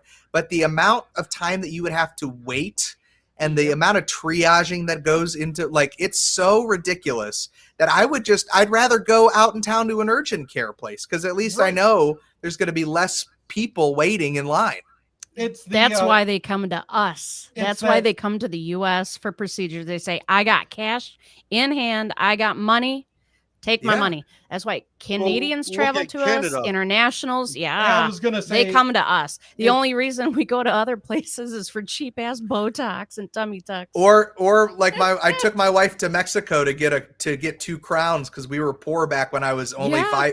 5 or 10 years in the Navy. Yep. So we drove down to Mexico from Texas so that she could get 2 crowns for $25 each. Yep. Put But into her that's the mouth. thing is, those doctors may still be just as good as Oh, anybody yeah. else in the States. Oh, yeah. Absolutely. It's just they don't My- blow out they don't build the shit out of you. well, my mom, yeah, before she exactly. passed away, she went to Mexico and had her whole top teeth all redone, caps, Oh, yeah. everything Yeah. Yeah, you for can get replaced. $1,000. Yep. For $1,000, and I was like, "Are you fucking joking me?" I was like, "This is some bullshit." Dude, I would Yeah. get my teeth removed. Are you kidding me? For $1,000? If I'd get them all ripped out. Get veneers, beautiful white teeth that I don't have to worry about like Oh, yeah. causing me pain. I would do it. Yep. Oh, the thing, I the thing with socialized medicine or any of that though, and you're seeing that in other countries. You're seeing it in Canada, like Kelly said. We actually get people from Canada coming into Michigan for procedures because they're waiting so They don't want to long. wait. Yeah, They want to the wait live. is so long, and it's because it's the trifecta that everyone talks about. You can have something. You can have 2 out of the 3. It can either be cheap, it can be fast, or it can be done well. You can Yep. have 2 out of the 3. You can have it cheap my and done question well, is, but it I may wonder not if be people fast. from Canada bypass the United States and go straight to Mexico for their dental work. Oh, I I wouldn't doubt it. wonder. Yeah. That's a hell of a drive, though. Good for them. That's But what- you know that's what? If they got the what- money It's and the still time, cheaper and that's time fine. and less time consuming. Yeah. Yeah. Oh, But my I Lord. think Right now with overall with gas, that, yeah, with Oh, gas yeah. now, who knows? yeah, the flights. Just get but, Kylie Jenner's jet. She'll fly you anywhere. jeez. There we Yeah. go. But no, besides that, I mean, just randomly talking about the co-pays between urgent cares, ready meds, and whatnot, where you got to pay something out of pocket right there versus ER, it's inundating the ER. And I was going to say, I had to crop a couple things out, but I've got a couple things with dates on them that I sent to Jay that he can post on. But it's affecting. So yeah, of course we're short staffed. So our emergency room obviously is short staffed on different days and whatnot. And the wait times for some of these emergency room visits and the times that these doctors put requests in for the patients to go to the floors is insane. Now, this does not happen every day, but especially on the days that they're short staffed, these patients are waiting a while. The waiting room patients are waiting forever. They leave AMA. And the other sad thing is we had a spot. It's been better, but there were a couple of times where they didn't have enough nursing staff to watch these patients. So when ambulances and EMTs and paramedics brought the patients in, they actually had to stay with the patients because they were so unstable and they didn't have a nurse to watch over them. So they'd be sitting in the hallways on these Mm. patient stretchers They with their are. patients, not on Lord. the road, answering other calls. That's That's a glorified babysitter. I mean, granted, they're still going to take care of you, but that is not their scope. And I'm sure they're probably not super happy about it. Yeah, I have And no that's- idea. Are we looking So- at like 13 hours? That's 13 hours and 37 minutes. The red dot and the blue dot are both requests for transfer and requests for inpatient bed. So this Wow. was August 30th in the emergency room. The bottom ones, sorry. You've got 17 hours and 40 minutes, 17 hours and 3 minutes. These are all patients that the doctor has requested to be admitted to an Wow. inpatient floor. And then there's a couple other ones, but they don't have nursing staff on the floor to take these patients. That's why they're waiting so long. They don't have the beds available. I say beds available. They don't have the nursing body to watch this available bed for this patient. So where are they? They Are are they waiting waiting in the emergency room for They are 17 taking up hours? a bed. Yes. Oh my yes. gosh. There's actually another one up here. That's nuts. If Jason gets in there. So there's 5 hours, 18 hours, 15 hours, 17 hours, 15, 14, 14, over 5.5, 6 hours. There's another one. Keep going. Oh my those Lord. are the ones you sent me. That's Oh. Sorry. horrible. I thought I sent you more, but And it's not even just the ERs either. Like for example, Oh, there's this one. I hate going to the doctor. Admittedly, I don't like to go. I probably need to go more often than I do, but I just try to get an appointment for a checkup with my primary doctor here now. And Mhm. I had to wait almost a month just to be seen for blood work. yeah, because at that point in time you're not stat. So Right. I mean, they try and fit you in the schedule as best as they can, but they're being inundated by their patients. They have Oh my doctors that are gosh. leaving. Yep. They have doctors that are going on vacation, and so they're taking on that patient load. So now I lost my train of thought again. I'm really good at this. But yeah, I mean, it's frustrating the doctors. They're in turn short with the nursing staff. The nursing staff is not happy. They're trying to discharge this patient upstairs, transfer to an inpatient bed. I've had multiple times where I've looked on our board, on our ER board, and it says refuse to take report or report attempted because there's no one to take report, or they refuse to take the report. That's not the nurse. So this is another one that I sent Jay. Is that they can see that? Yeah, I don't know if I can zoom in. Rectal. Okay. Is So that this is something that 61 minutes no, that's 61 hours. of a rectal bleed. Yep. This patient came for a That's rectal almost bleed. 3 days. 61 I hours wanna- they were in the emergency room. And you see down We're- here, I said 30. So there's actually 2 pictures of this. So this little red dot here, can you hover over Okay. that red dot? So the red dot with the little white arrow, that's the second bed request that this doctor put in. He put it in 32 hours ago. The first red dot was, you've got another picture, but let me see if I can find it so you don't Here. have to. Do I wonder. have- I wonder if Yeah. the patient laid on Nope. his belly with his ass in the air the whole time to make the bleeding No. a little bit easier. If Oh. if they enforced him to do that, he probably didn't because there wasn't enough staff to watch him. So the first red dot in that line, so we've got there you go. The original transfer request was 53 hours. And then the doctor put in another request at 32 hours. These patients aren't, so this patient would be relatively, maybe not necessarily critical. They can be talking, probably not walking, but this is a person Sure. that would have IVs, they would have blood transfusions. So this is a patient that really needs, that 1 to 4 contact or 1 to 3 contact with a nurse. Especially if something happens and that bleed starts to get uncontrollable, there's a big problem. So then that nurse, that should possibly even be a 1-to-1 depending on how bad that rectal bleed was. But for 61 gonna hours, say, it probably they- wasn't too bad, but still, that's besides the point. Something like that, you think you'd want someone camped in there with them. Well, you don't necessarily, depending on the status of the patient. Yes, absolutely. If the patient was halfway stable and decent and non-combative or anything and pretty compliant about pushing their button. The thing is, though, when that patient puts their button when they really need something, is there someone going to be able to answer it really quick? So, and I think another one was, there was I think now I gotta think. I'm looking through my pictures. Oh, I Thank you, think that's I sent it to fantastic. you too. I know. I'm trying to get my words together too. There was another one that was very short. It's this transfer one, August 15th. I don't know. You might have to scroll through them again. That one. This one doesn't tell you specifically what the patient is in here for, but this patient had a request in to be in inpatient status. It was requested 89 hours ago. 89. So that's over a weekend. So if that patient came on a Thursday or a Friday, guess what? They were still in the freaking ER Monday. This is our staffing That's shortage. insane. We have a staffing shortage in-house. We have one of our floors, one of the wings of our floors was supposed to open in June. It never opened because there's no staff, because they don't have So- money to staff it. They don't have the personnel to staff it.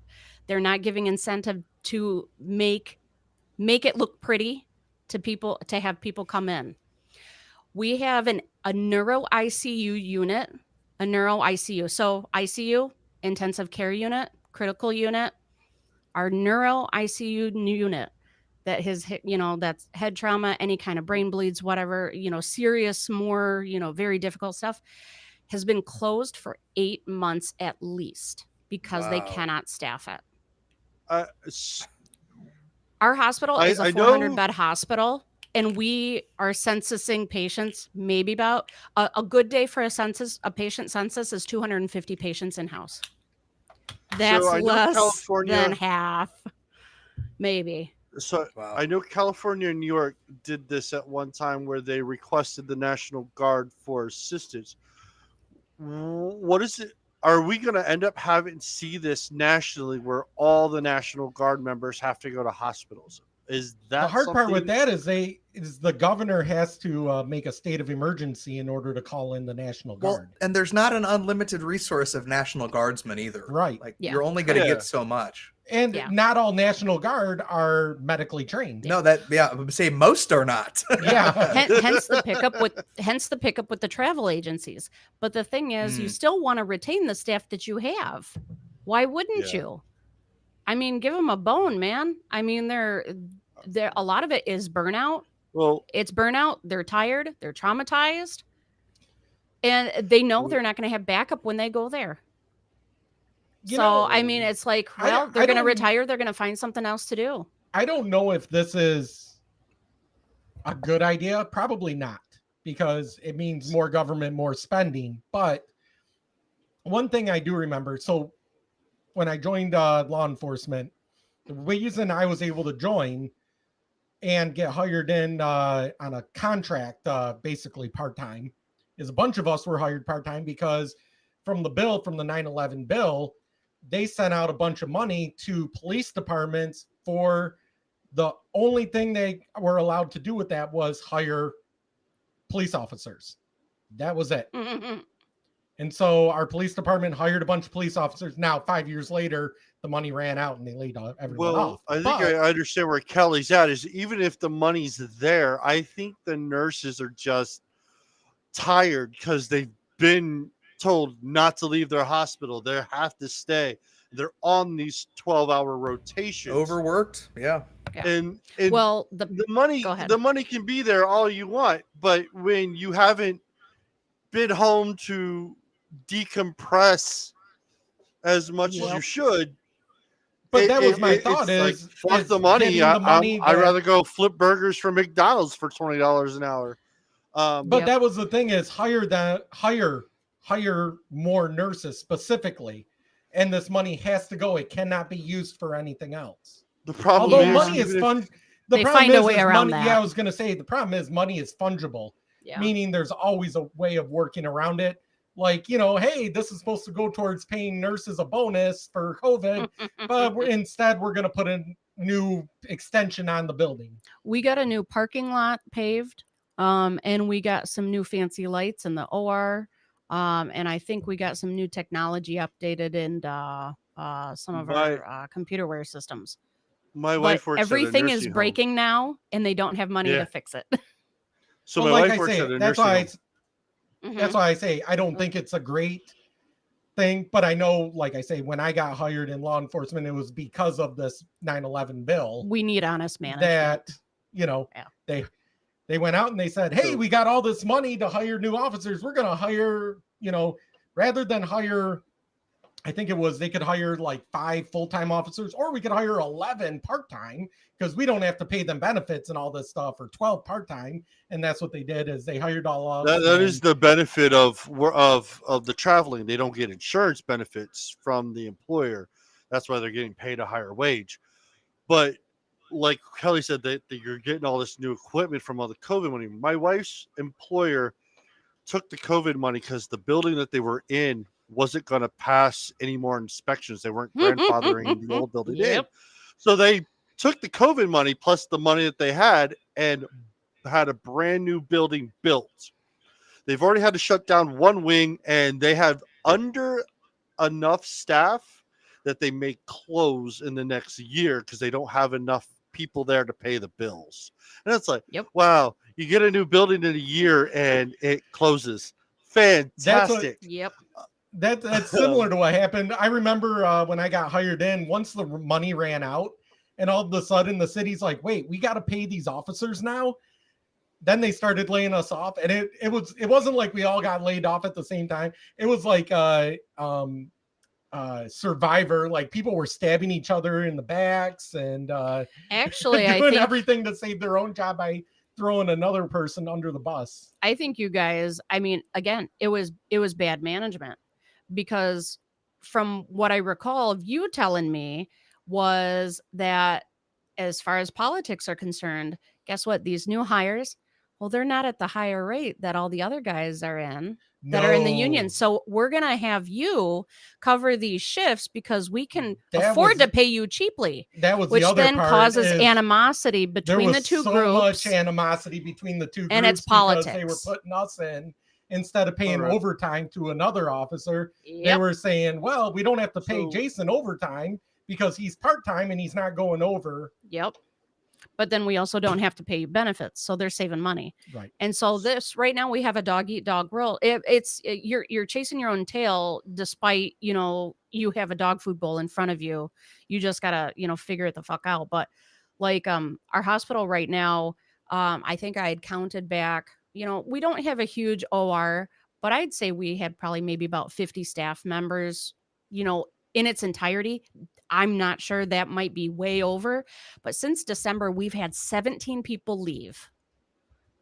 And that includes nurses and techs, assists, that's really limited a lot of our surgical capabilities, especially availability for staff to the doctors themselves that are used to working with those doctors.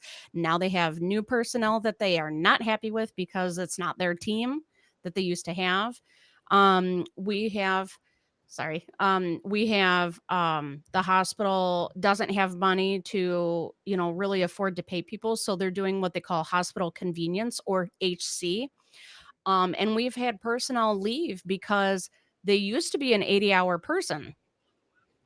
Dude, man. Well, I'm trying to set stuff up. Sorry that you can hear this. But if you really want me to stop talking, you I don't don't have hear to be anything so else. so No, subtle. no. When I'm setting up videos, Oh, they is it play playing in and your background? That's okay. It He's plays just and I setting have- he's setting me up to look like I'm having a mental break. This Yeah. is That's is what political husbands do. That's bullshit. what we do. Yeah. Yeah. I'm We really, we convince really our wives good that at they're it. crazy. We're very Mhm. good at it. Yes. Yes. So the hospitals, See, that's right there. really loud. It's like, yeah. So the hospitals are setting themselves up for failure, at least I think in this particular, area, because they're HCing people. These staff members are no longer 80 hours a week. They have to cash out all their PTO to make up for those hours to take home to their family, to support their family. There's no incentive for them to stay. They're going to leave. And people Oh, yeah. have. And the other thing is too, they're not HCing by seniority. There's a lot of favoritism going on. It's a lot of political BS. People are not happy. And it's just, medical, manage it. Oh yeah, it'll get better. Or, we just have to No, it won't. weather through it and stuff like that. And it's just, yeah, we've had a couple of different. We've had one employee forum because there's so many rumors going around, and the CEO finally had to say, "Oh, no, we're going to have an employee forum and stuff like that." And oh, gotcha. Well, I wonder what the Yeah. new United States is going to look like Oh, it is Yes. good. after this. Well, the after this healthcare collapse. system might be a little different. Yeah, Right? yeah. Yeah. I think with that, let's get on to Well- something. Well, What's up? let's talk about what's going on in Mississippi. Speaking of infrastructure failing, Jackson, Mississippi, like Flint, Michigan, has no water. The governor's water tank. Let me My- guess. my it's a water Democratic city. Hmm. No, I'm sure. It's not? Wow. it's not. Color Jackson, me Mississippi surprised. Is not. No, but the thing is, like, it was. From my understanding, that they've reached out and said, "Hey, this thing is failing." As they were still sending money to Ukraine, we've sent enough money to Ukraine to fix not only Flint, Michigan, but now Jackson, Mississippi. So their So- water I was treatment going to say plant. Flint will has never failed. get fixed because it's too much infighting. No, Flint, Michigan, unfortunately, was a lot of bad choices by their leadership. That is terrible. It's This still is just a infighting. failed. Yeah, this is just a failed treatment plant. My thing is, this is a United States city that is without drinking water for its town. Why? Now, I'm Why trying to are read we this here and catch with myself up. Are we talking like so the issue with Flint was that during all the changeovers and everything, they they had lead in the water and all of that stuff. With this one, is it like people have drinking water, but they have to boil it first? Because there's been a lot of times in northern Michigan where why- something happens and we have to boil our water for a few weeks because something happens at the they Fecal from my contamination. understanding, Oh my gosh. well, the Yeah. water treatment plant not only does it provide the city water, it looks like it also provides their bottled water. So they're Oof. being fucked from both ends, and it's Mm. not in the good way.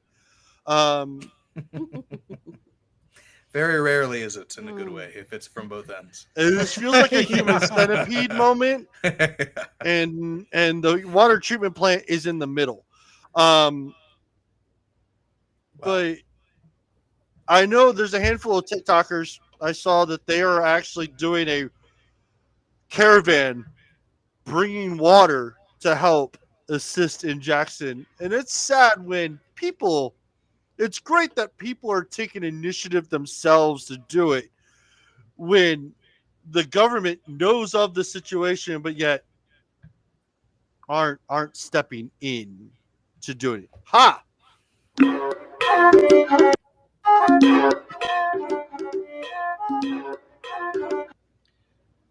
so he has his own personal water truck.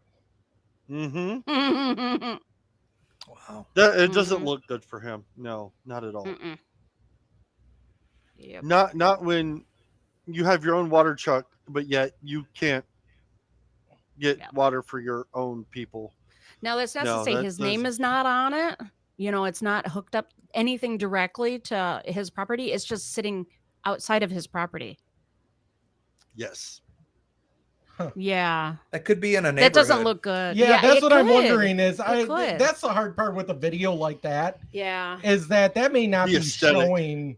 Yeah. Yeah, that might not be shown right. That might be water that they shipped in for people Mm-hmm. Yeah. Right. Could to be. use. Yep. I think So- there's been some- more than one video, but that's the most common one I've seen. Well, let's not pretend that politicians don't make rules for everyone else and not for themselves. You know? Oh, Rules they for absolutely thee, not for do. me. Yeah. Yeah. Oh, yeah. I forgot about that rule. yeah, that's right. Well, because you're not a politician. That's Oh, why. fuck that shit. Yeah. Exactly.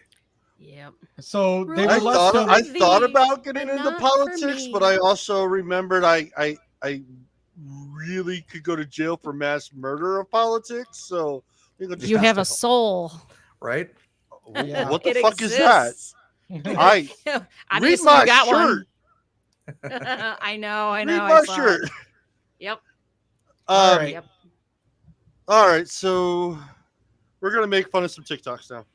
Yep. Sweet. Queen Nancy. Let's see what Queen she's Nancy. got. Copying Pelosi's stock moves literally does not miss because she just did it again. Remember when she sold those 25,000 shares of NVIDIA back in July?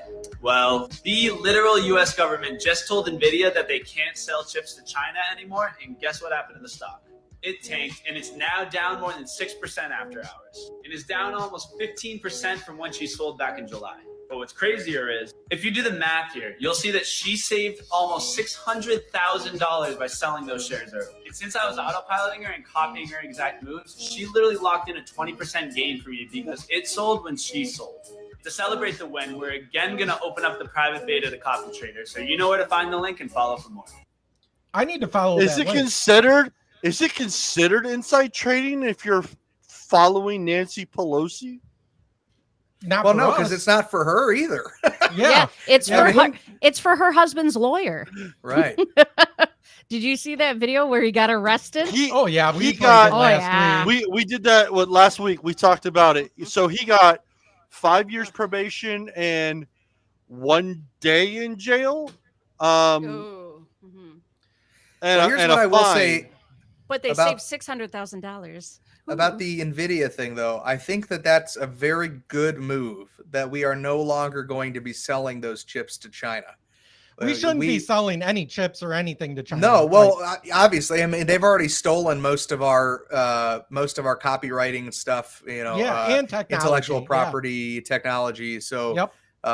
we have to cut ties. I think that that's the biggest problem that we have is that they have been able, because of our open market, they have really been able to come in and really create espionage within these companies and steal products and market it for themselves. And so at least we're making, that's a step in the right direction, that we're going to stop selling those to China because we need those here in the US. Well, not only that, I think if it's not just not selling, but don't forget, most of those chips are actually made in Taiwan.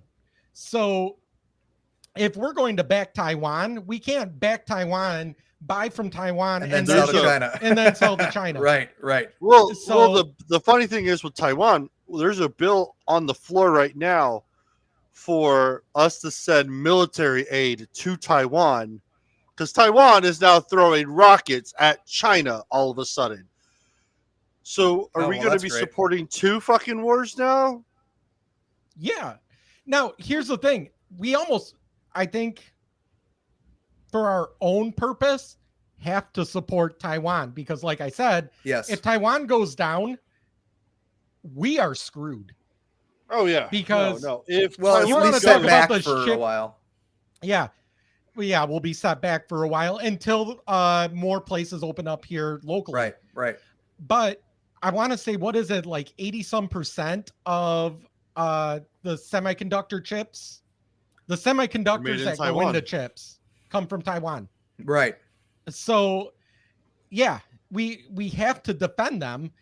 We also have to get out of China especially for technology. You know, Apple still uses, even though they have local plants, I used to work for them, even though they have local plants in Texas now, most of I their was to say the stuff majority of them are from China, still right? comes from Foxconn, in China. Yeah. So, you know, we can't, we're still in this, what is it called?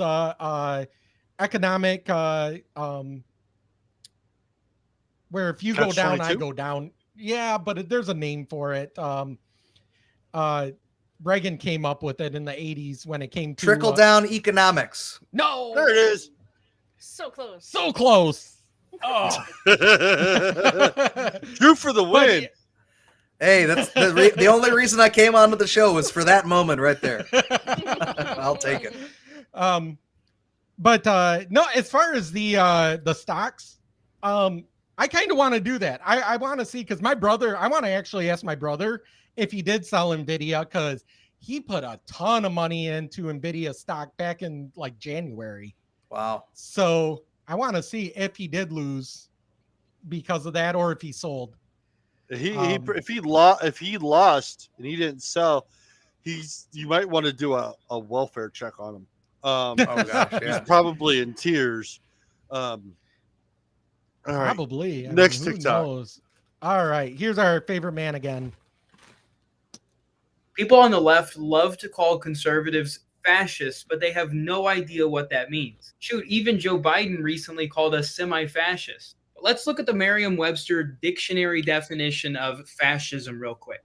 A political philosophy, movement, or regime that exalts nation and often race above the individual, and that stands for centralized autocratic government headed by a dictatorial leader, severe economic and social regimentation, and forcible suppression of opposition. Now, let's be honest. Who does that sound an awful lot like? Certainly not conservatives, especially when you look at a criteria being centralized autocratic government. Conservatives are big advocates for states' rights, thus the decentralization of government power. We also are not the party known for forcible suppression of our opposition. Truthfully, excluding the part about nationalism, everything else is a perfect description of the modern day left. They're just not self-aware. I swear, if I ever get to have him on, I'm gonna sound like a dummy. He's a very smart kid, man. He's a good He's listener.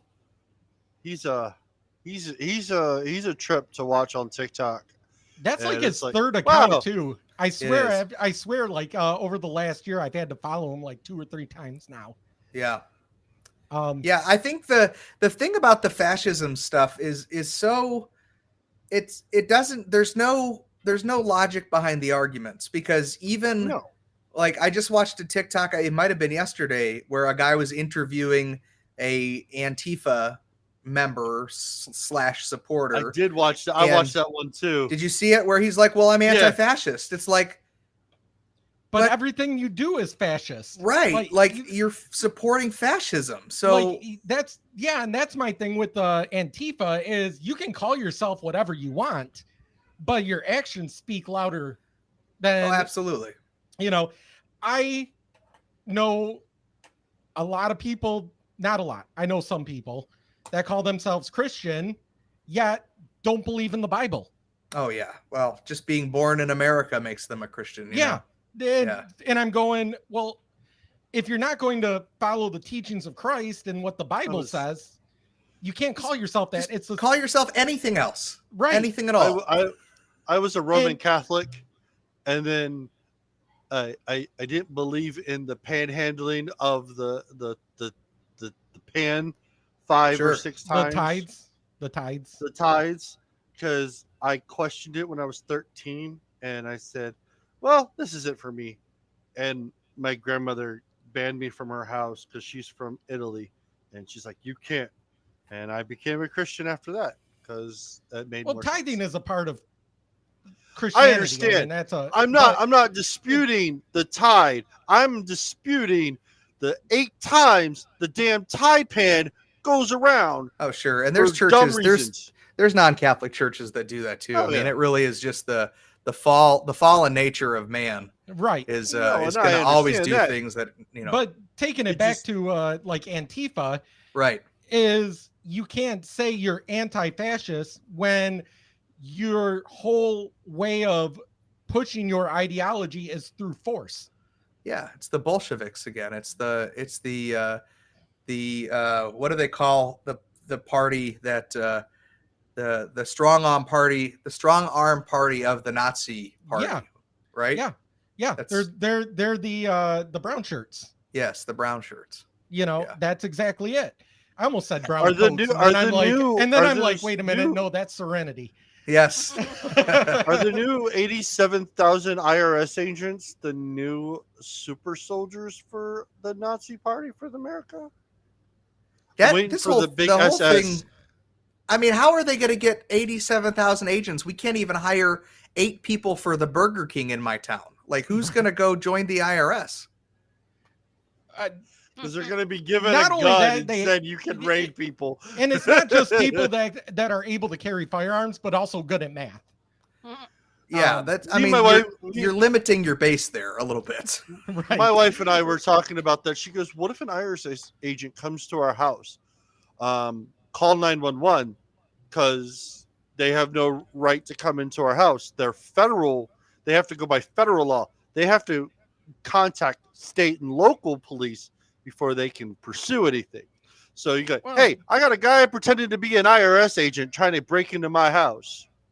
Right. Yeah, do it like that one video of the guy that was an ATF agent, Yes. but he got the police called on him because he was trying to. There's other to- ones where people are walking out with their firearms and like, here's my. I'm like, are you kidding me?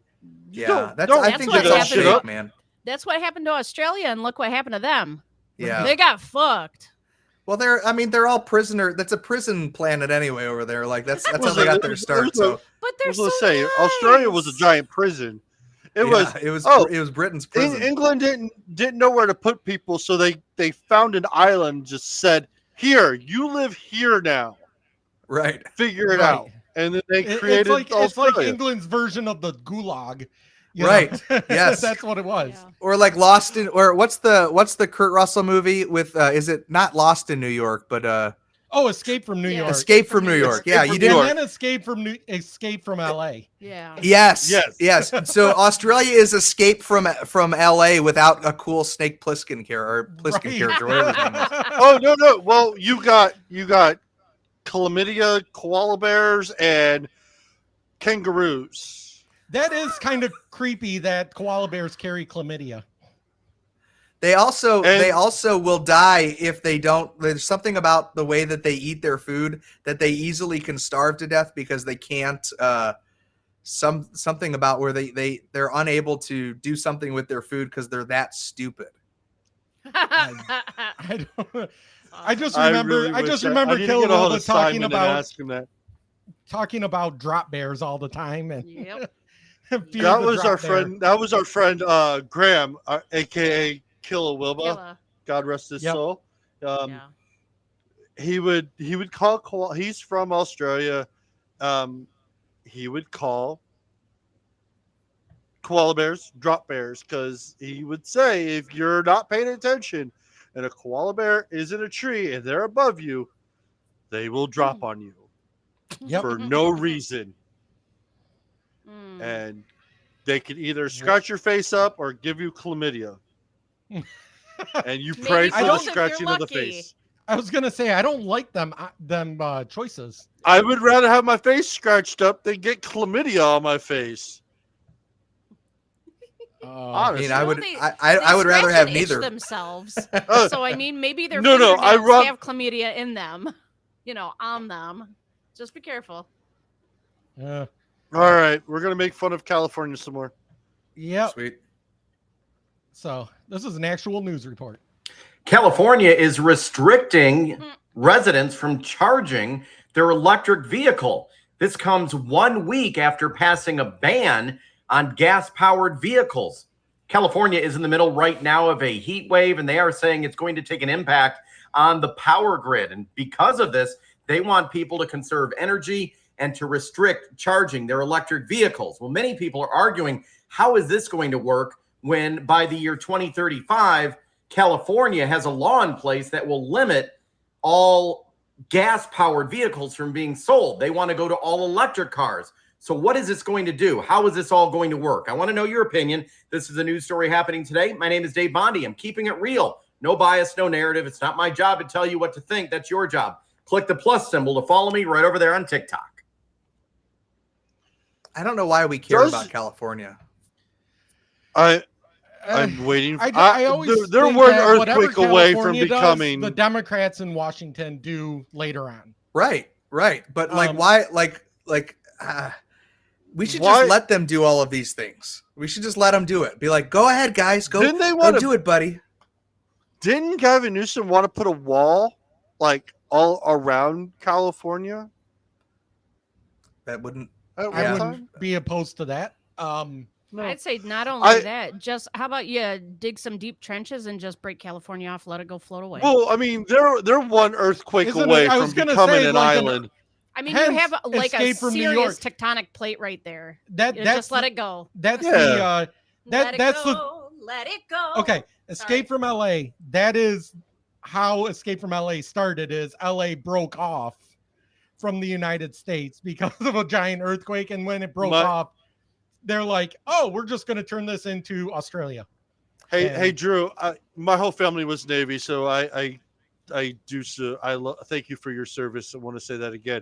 Thanks, bro. You think the whiskey could detach California from the United States? Yeah. I'd say it's entirely possible. Um, Here's my plan. I think we should all, as a country, go to the border of California, and I'll just jump up and down. Like everybody in the United States. It's like just hands jump across up and- America, but Yes. it's hands along California. Yes. Feet upon California.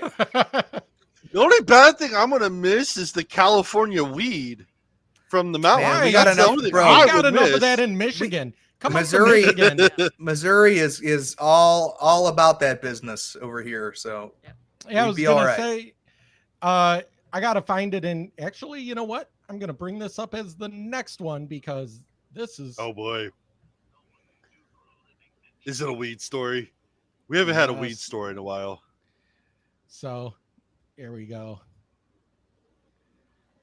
Let me turn it down a little bit because it's really loud. Know what you do for a living and show your card.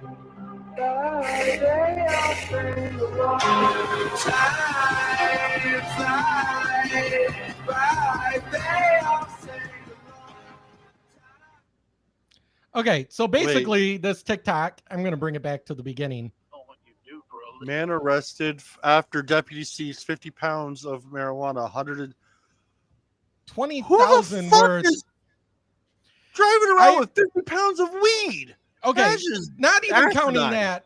Okay, I know in Michigan, like if he was in Michigan, that would not be $120,000 because weed in I was gonna Michigan say- now is selling for $600 a pound. Yeah. If this is really truly 50 pounds valued at 120K, each pound would cost $2,400. yeah, that's a little extreme. You know, wait, you maybe- saying you can maybe get they a cut pound it of with- weed for? Maybe they cut six- it with fentanyl. Oh, there you go. That's what it is. It's Yeah. That's what fentanyl weed. it's gotta. Yeah, it's Yeah. gotta be covered. Fentanyl with weed. that. but- It's that methy weed. Yeah, that methy weed that's Wait, really so- methy in the end. Wait, did you say you can buy a pound of weed for $600? So okay, so wholesale the people that grow Yeah, that sell to the dispensaries. and stuff? dispensaries Yeah. within the last 2 years has dropped from $2,000, well, $1,800 a pound.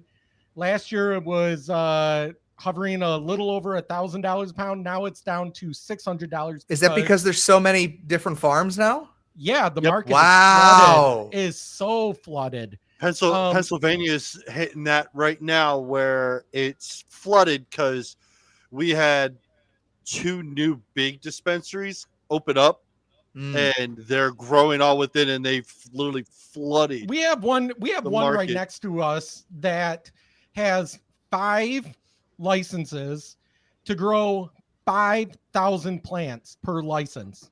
Wow. 25,000 plants. So how much does an ounce cost on average there then? At a dispensary, right around, some of them are doing sales for like $30. For an ounce? Yeah. Yeah. Get the heck out of here, dude. That's insane. The average is around What? $50 to $60. Bro, Missouri, it's $60 still for a quarter out here. Good Lord. Right? No, man, A couple and years ago- Pennsylvania no, is what- about the same way. Once within the last like couple years, Michigan opened up licenses for large dispensaries, and my they Lord. completely flooded the market. And the other part about flooding the market is they basically like these. I want to say it's like 5 or 6 dispensary or grows that flooded the market, and it basically pushed out all of the smaller grows. So it used to be Wow. Michigan was primarily fed by home grows. You know, Yeah. people that are growing, Sure. 30 to 60, 70 plants Yeah. at a time. Well, now you take these big grows that are growing thousands at a time, and yeah, They just completely, and they made it harder for smaller growers to get licenses. They like Is Michigan medical only now, or is No. it recreational? It's It's recreational. yeah. So you're telling me That's that you can Michigan $60 for an ounce recreational weed? Well, on top of that, every person in Michigan over 21 is allowed to grow up to 12 plants themselves. Yikes! Pennsylvania right now is only medical. The Yeah, we're the only medical bill here. for too. recreational is been on the floor for the last 2 years. Yeah. They just never went through it. Oh, But recreational no, got the voted one- in by a popular vote. Oh yeah, no, but I'm driving through Pennsylvania- Michigan in October, so I know what I'm going to be doing. The Yeah. Well, the one thing about Pennsylvania for the medical growers, you have to have $2 million liquid cash before they'll even give you a license, and it's like all the small growers are like, It's- can't do it. So you have all the That's big what they ones did come in- in and just That's what they did in Michigan. Eat 'em all up. is, because you have to have so much liquid cash to start Right. up. Yeah, they changed it because it used to be like the dispensaries were getting the quote unquote overages from the medical growers. So, like you grow for your 5 people, you're allowed 12 each. So plus yourself. So 6 times 12, 72 plants. So then you give whatever you give to your patients, and then whatever you have left over, you sell to the dispensaries. And people were actually making a good living off of doing that Yeah. because we were talking, $2,000 roughly a pound. So Yeah. you, out of 72 plants or however many plants, say you grow 10 pounds, that's $20,000. You do that 3 times a year, you're making $60,000, that you can support yourself on. These big grows come in and they flooded the market. And like I say, and it's not that great weed either because they grow them so fast and all of that it's stuff. mass produced weed. Yeah. And so yeah, it's like It's still really new here in Missouri. We just got in 2020, it got legalized for medical here, and I got my card when I retired from the Navy. That was the one thing I wanted to do because I wanted to get off my prescription medicine. I wanted to get because I have depression, that's what I anxiety. did it for. That's Yeah, what I did and for our- to get off my meds.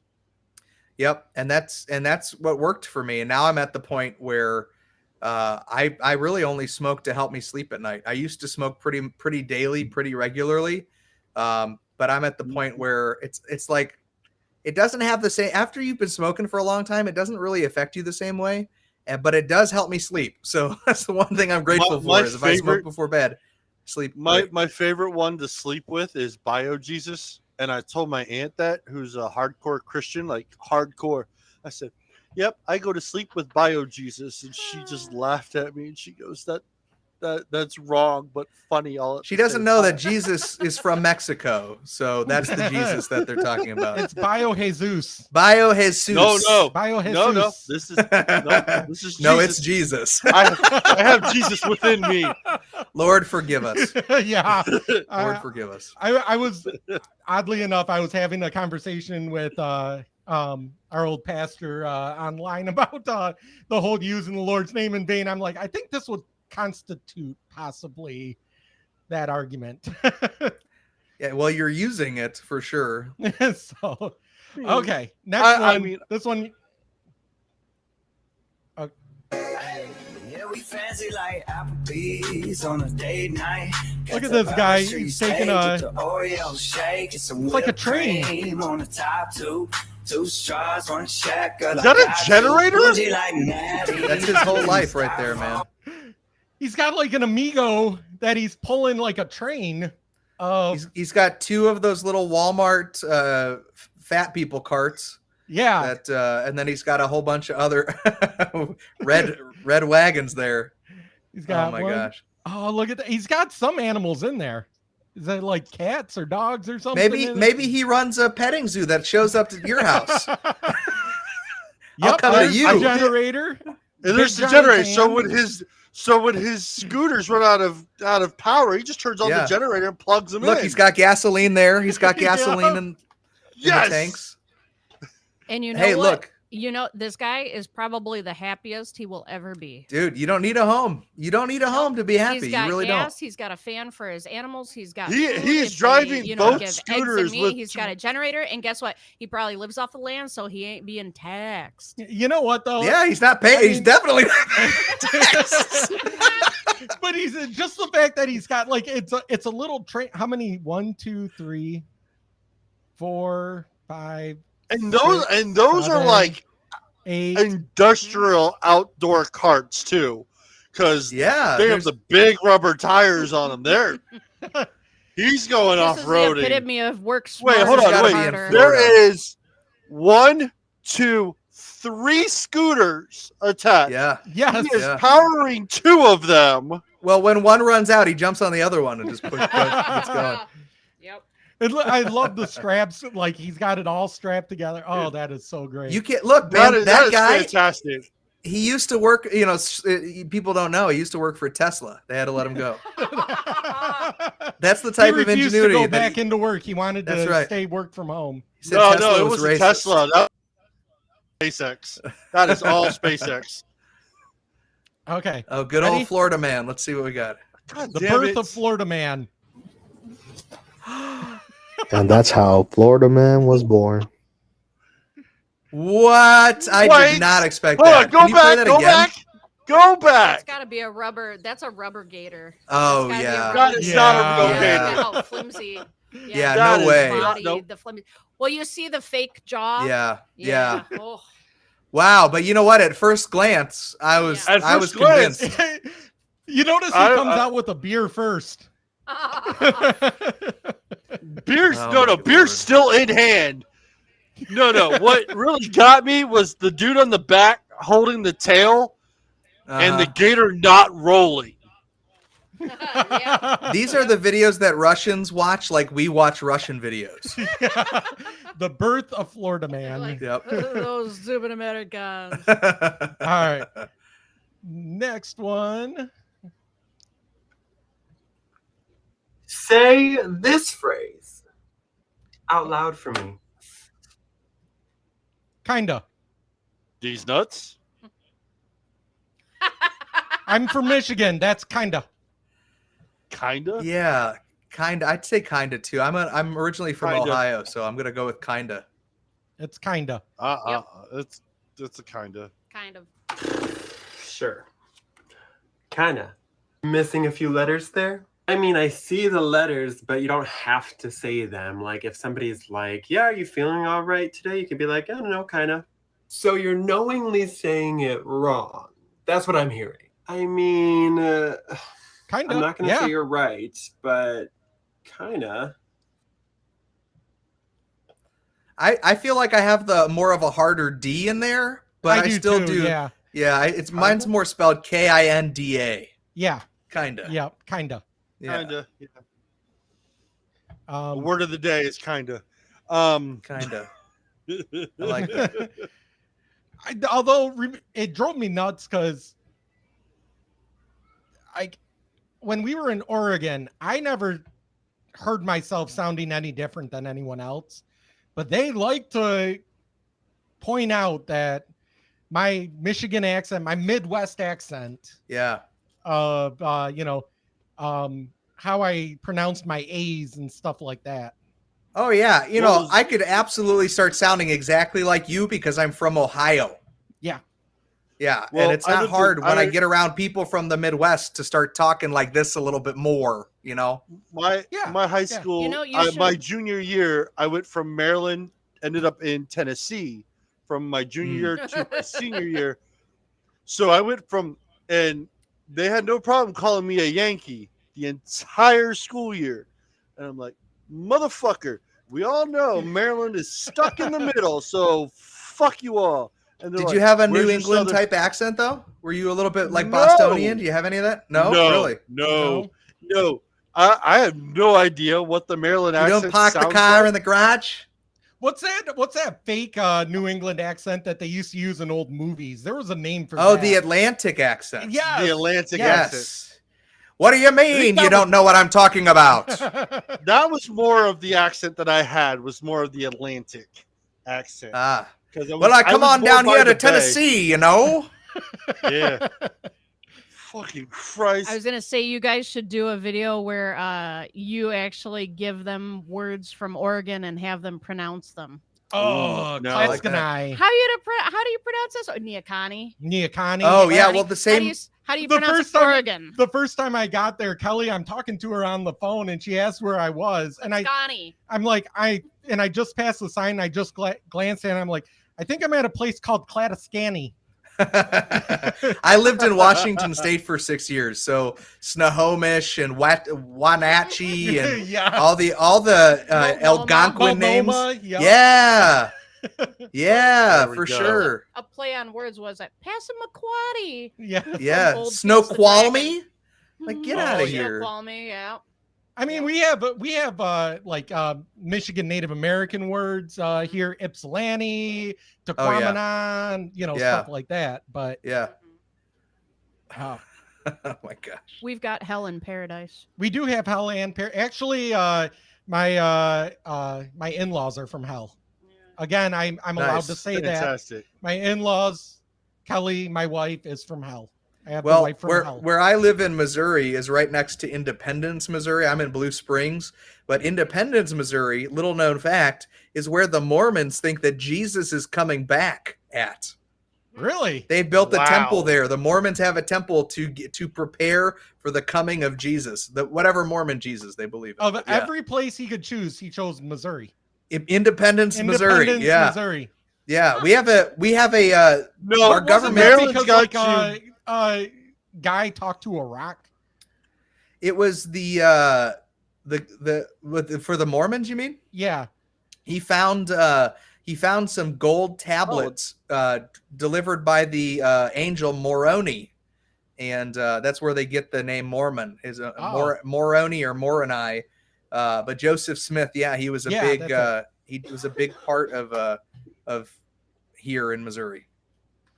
So, all right, I'm sorry let's for your talk a loss. little bit about the 80s.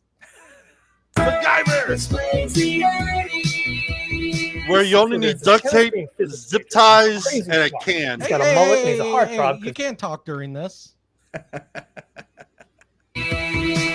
So there's this chemistry and physics major, and he's crazy smart. He's got a mullet and he's a heartthrob because this is the 80s. Well, one day he saves the life of this government guy with a paperclip, a wrench, and some shoelaces. So he gets hired on as a guy So who close. can save people with things like shoelaces, I guess. Anyway, he travels all over the world and fights crime. And what makes that really hard is he hates guns. He doesn't even want to touch guns. And every situation he's in definitely calls for a gun. But he sticks with paperclips and shoelaces. And I know what you're thinking. Paperclips and shoelaces are not that potent a combination. Well, watch this.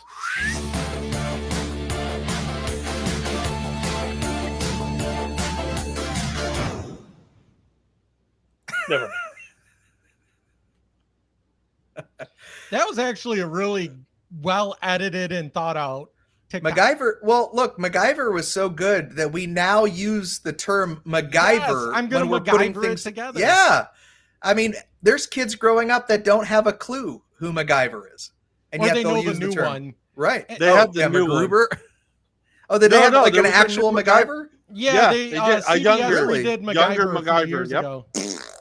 They had 5 seasons. They canceled it, but it. Oh man, I didn't even know about it. I figure Didn't miss you know, much. So here's the thing. I loved MacGyver growing up. Loved it. Like I had to watch even after it was on regular, when it got on to syndication on like USA or something every day.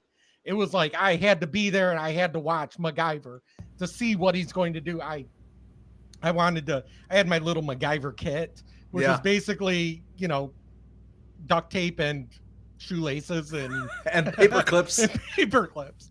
And I was gonna get myself And out- bubble gum. and bubble A gum. belt. But You gotta have the here's double something that I bubble. did learn. Here's something I did learn later on though.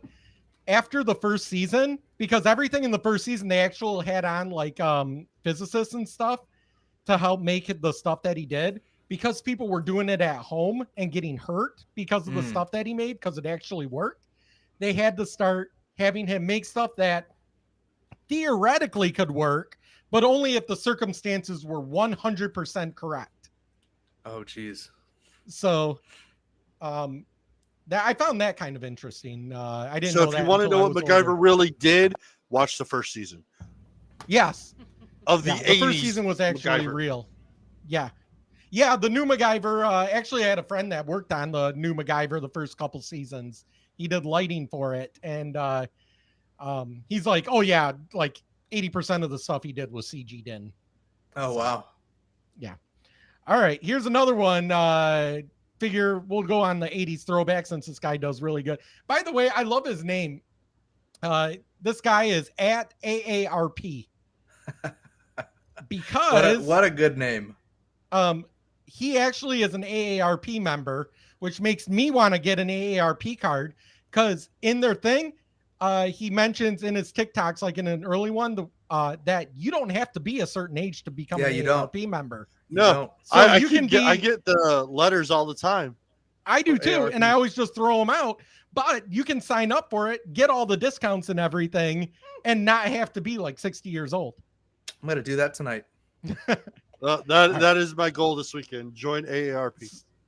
So this is him explaining the greatest American hero. Do you guys remember that show? I do. I remember the I theme song do. is actually one of my favorites. Yeah. Explains the 80s. So there's this goofy high school teacher with great hair, and he's been put in charge of this violent group of troublemakers. So one night he drives them out to the middle of the desert by himself, and then this FBI agent nearly kills him with his car, and then this UFO comes down. Yeah, that's the same show. So this UFO comes down, and somebody comes off and gives him a set of super pajamas that basically make him the most powerful person on the planet. But he loses the instruction booklet in like 5 minutes, so he doesn't do any of it very well. He's also got this what's girlfriend, a brilliant attorney, who's also Wait till after. very patient. And luckily, this one works out a lot better than his last girlfriend. Anyway, even though he doesn't know how to use the super pajamas so well, he and the FBI agent who nearly killed him and his brilliant attorney girlfriend, they all go around and they fight crime. Oh, and my Lord. the theme song to this one? Mwah! It is. I agree. I think that's one of the best theme songs. It's up there with Cheers for me. Oh yeah, Cheers is another good His one. I chest still- plate looks like what the Red Lanterns from the Green Lantern scene, the Red Lanterns, what it Yes. turned into. It does. I agree. Because it's really fucking close. It also kind of looks like the Babylon Bee logo. Yes. It does. Oh, I never So caught that before. The only thing I gotta say about that in reference to both of those 80s videos, so an FBI agent got together with MacGyver and discovered him because he was saved by him, and now we got another FBI agent. I was like, what the hell is up with it's got to be the same FBI agent. Like, what the hell? Well, Well- you know that in the 80s, in order to get any type of show or anything, it has to be an FBI agent discovers you. Yeah, 'cause Those that FBI makes agents sense. in the future will be the ones that raid Mar-a-Lago.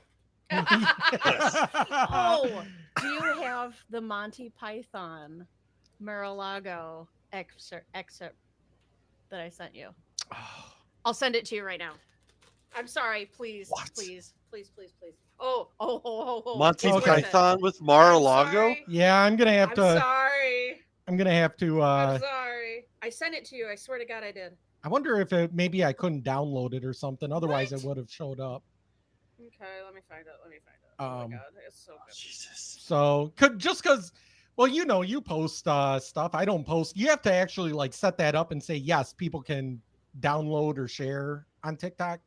Right. You can control people's ability to stitch your stuff, to duet it, to download it, to even leave comments. So it's pretty good. I've not been on TikTok very long, and I figured it out. I saw that because I set up our page. I just haven't done anything yet.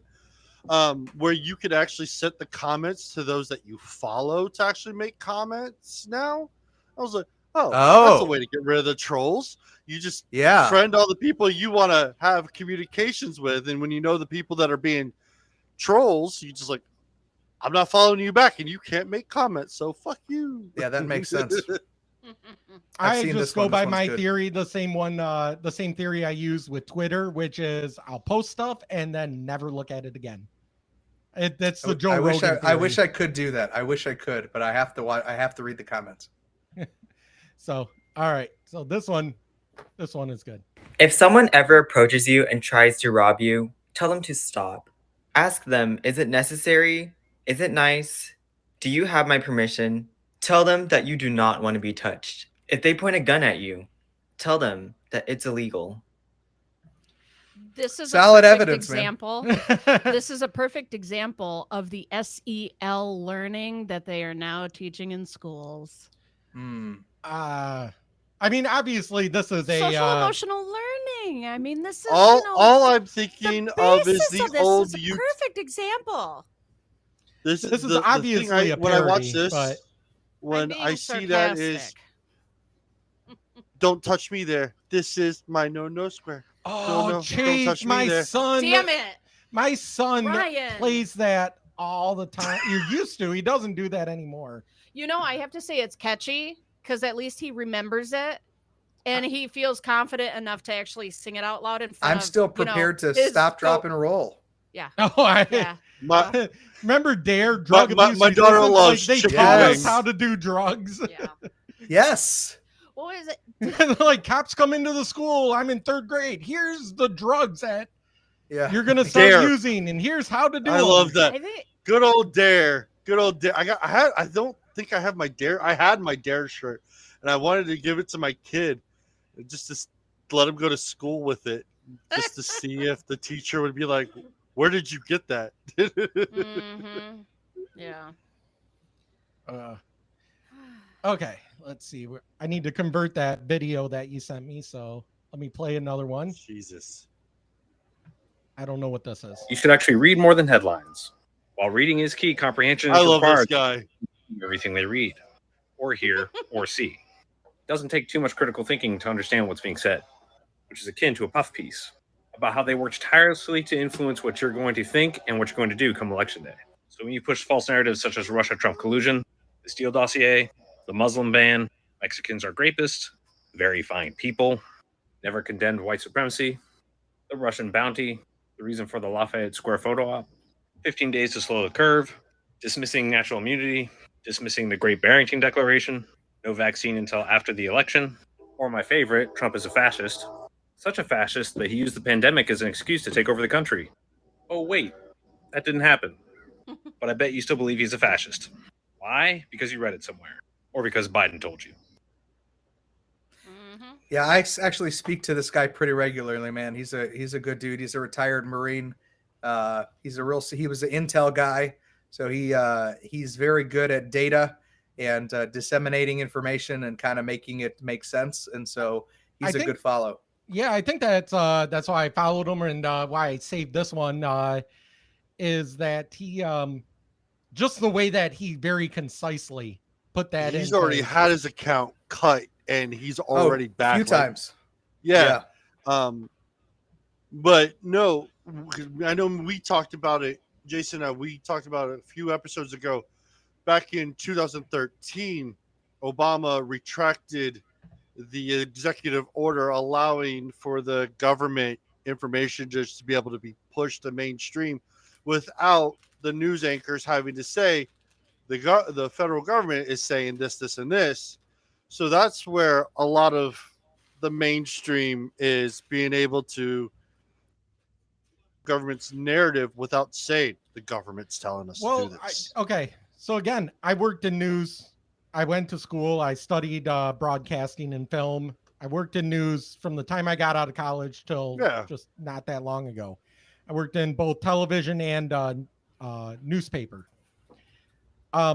Most of what they get is literally from the AP and CNN. So they set up contracts with the Associated Press and with CNN. And anything national that isn't like hyper local is basically them. And there's been many a times where they literally get the entire script. The script is sent down from CNN to us, and they'll have different versions of it. Do you want a 2-minute script? Do you want a package? Do you want this? And they'll bring it in, and we just regurgitate it. It comes in. We basically take the stuff that they send us. When I was an editor, I would re-edit and basically reshuffle the shots so that it didn't look like everyone else, but it was all from the exact same source. So, all right, one last one, and then we'll wrap it up. This is the one Kelly wanted to share. Sounds good. It's good. Monty Python's a good one to end on. So This was good. Hello, who is it? We are from the Federal Bureau of Investigation. Whose castle is this? This is the castle of Donald J. Trump. This is Castle Mar-a-Lago. Go and tell your master we have been charged by God with a sacred quest. If he gives food and shelter for the night, he can join us in our quest for secret nuclear codes. Well, I'll ask him, but I don't think he'll be too keen. He's already got one, you see. What? He says they've already got one. Are you sure he's got one? Oh, yes, he's very nice. I told them we already got one. Well, can we come up and have a look? Of course not. You are federal types. If you do not show us the code, we will take your castle by force. You don't threaten us, FBI pig dogs. Go and boil your bottom, the son of a silly person. I blow my nose at you, so-called FBI. You and your federal niggets.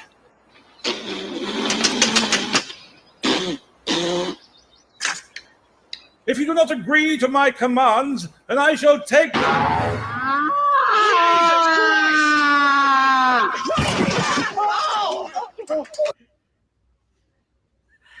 I need to rewatch Monty Python now. That's such a great movie. Oh man. I honestly, I was really hoping it was gonna be The Black Knight, but that's even better. I was really hoping the video was gonna be the Black. When you said Monty Python, I was like, it's got to be The Black Knight. They've reworded the Black Knight scene, and I forgot about the castle scene. And then, as soon as it got to, I was like, wait, they're gonna launch a cow. They're gonna launch a cow. Very well done. Thank you, Kelly, for bringing that up. That was worth it. You're very welcome. That was fantastic. Thank you. You gotta close this out, Ryan. I can't talk right now. I got it. So Knights of the Round Table. I'm joking. thank you for hanging out with us for episode 46 of Fire Talk Radio. Please check us out on our website, firetalkradio.com. Email us with our conversations at firetalknetwork@gmail.com or call it in at 814-380-9820. Always remember, Psychostick is our friends. Again, check us out on YouTube and now on Rumble. Hit the subscribe and check us out there. And we will see you all next week. Thanks for joining us, Drew. Oh, Thanks, don't forget to check Drew out on TikTok. What's your It's name again? at Drew Breaks the News. That is my political satire channel. And I also have a theology channel called Doctrines of Rad. It's a podcast that myself and a friend Logan do where we just talk about Christian theology. So I would love to see people there hanging out. All right. Now another one I need to subscribe to, Kelly. All right. Thanks, guys. See you. I was gonna say that sounds like a you problem, not a me problem. We can only count to four. We can only count to four. We can only count to four.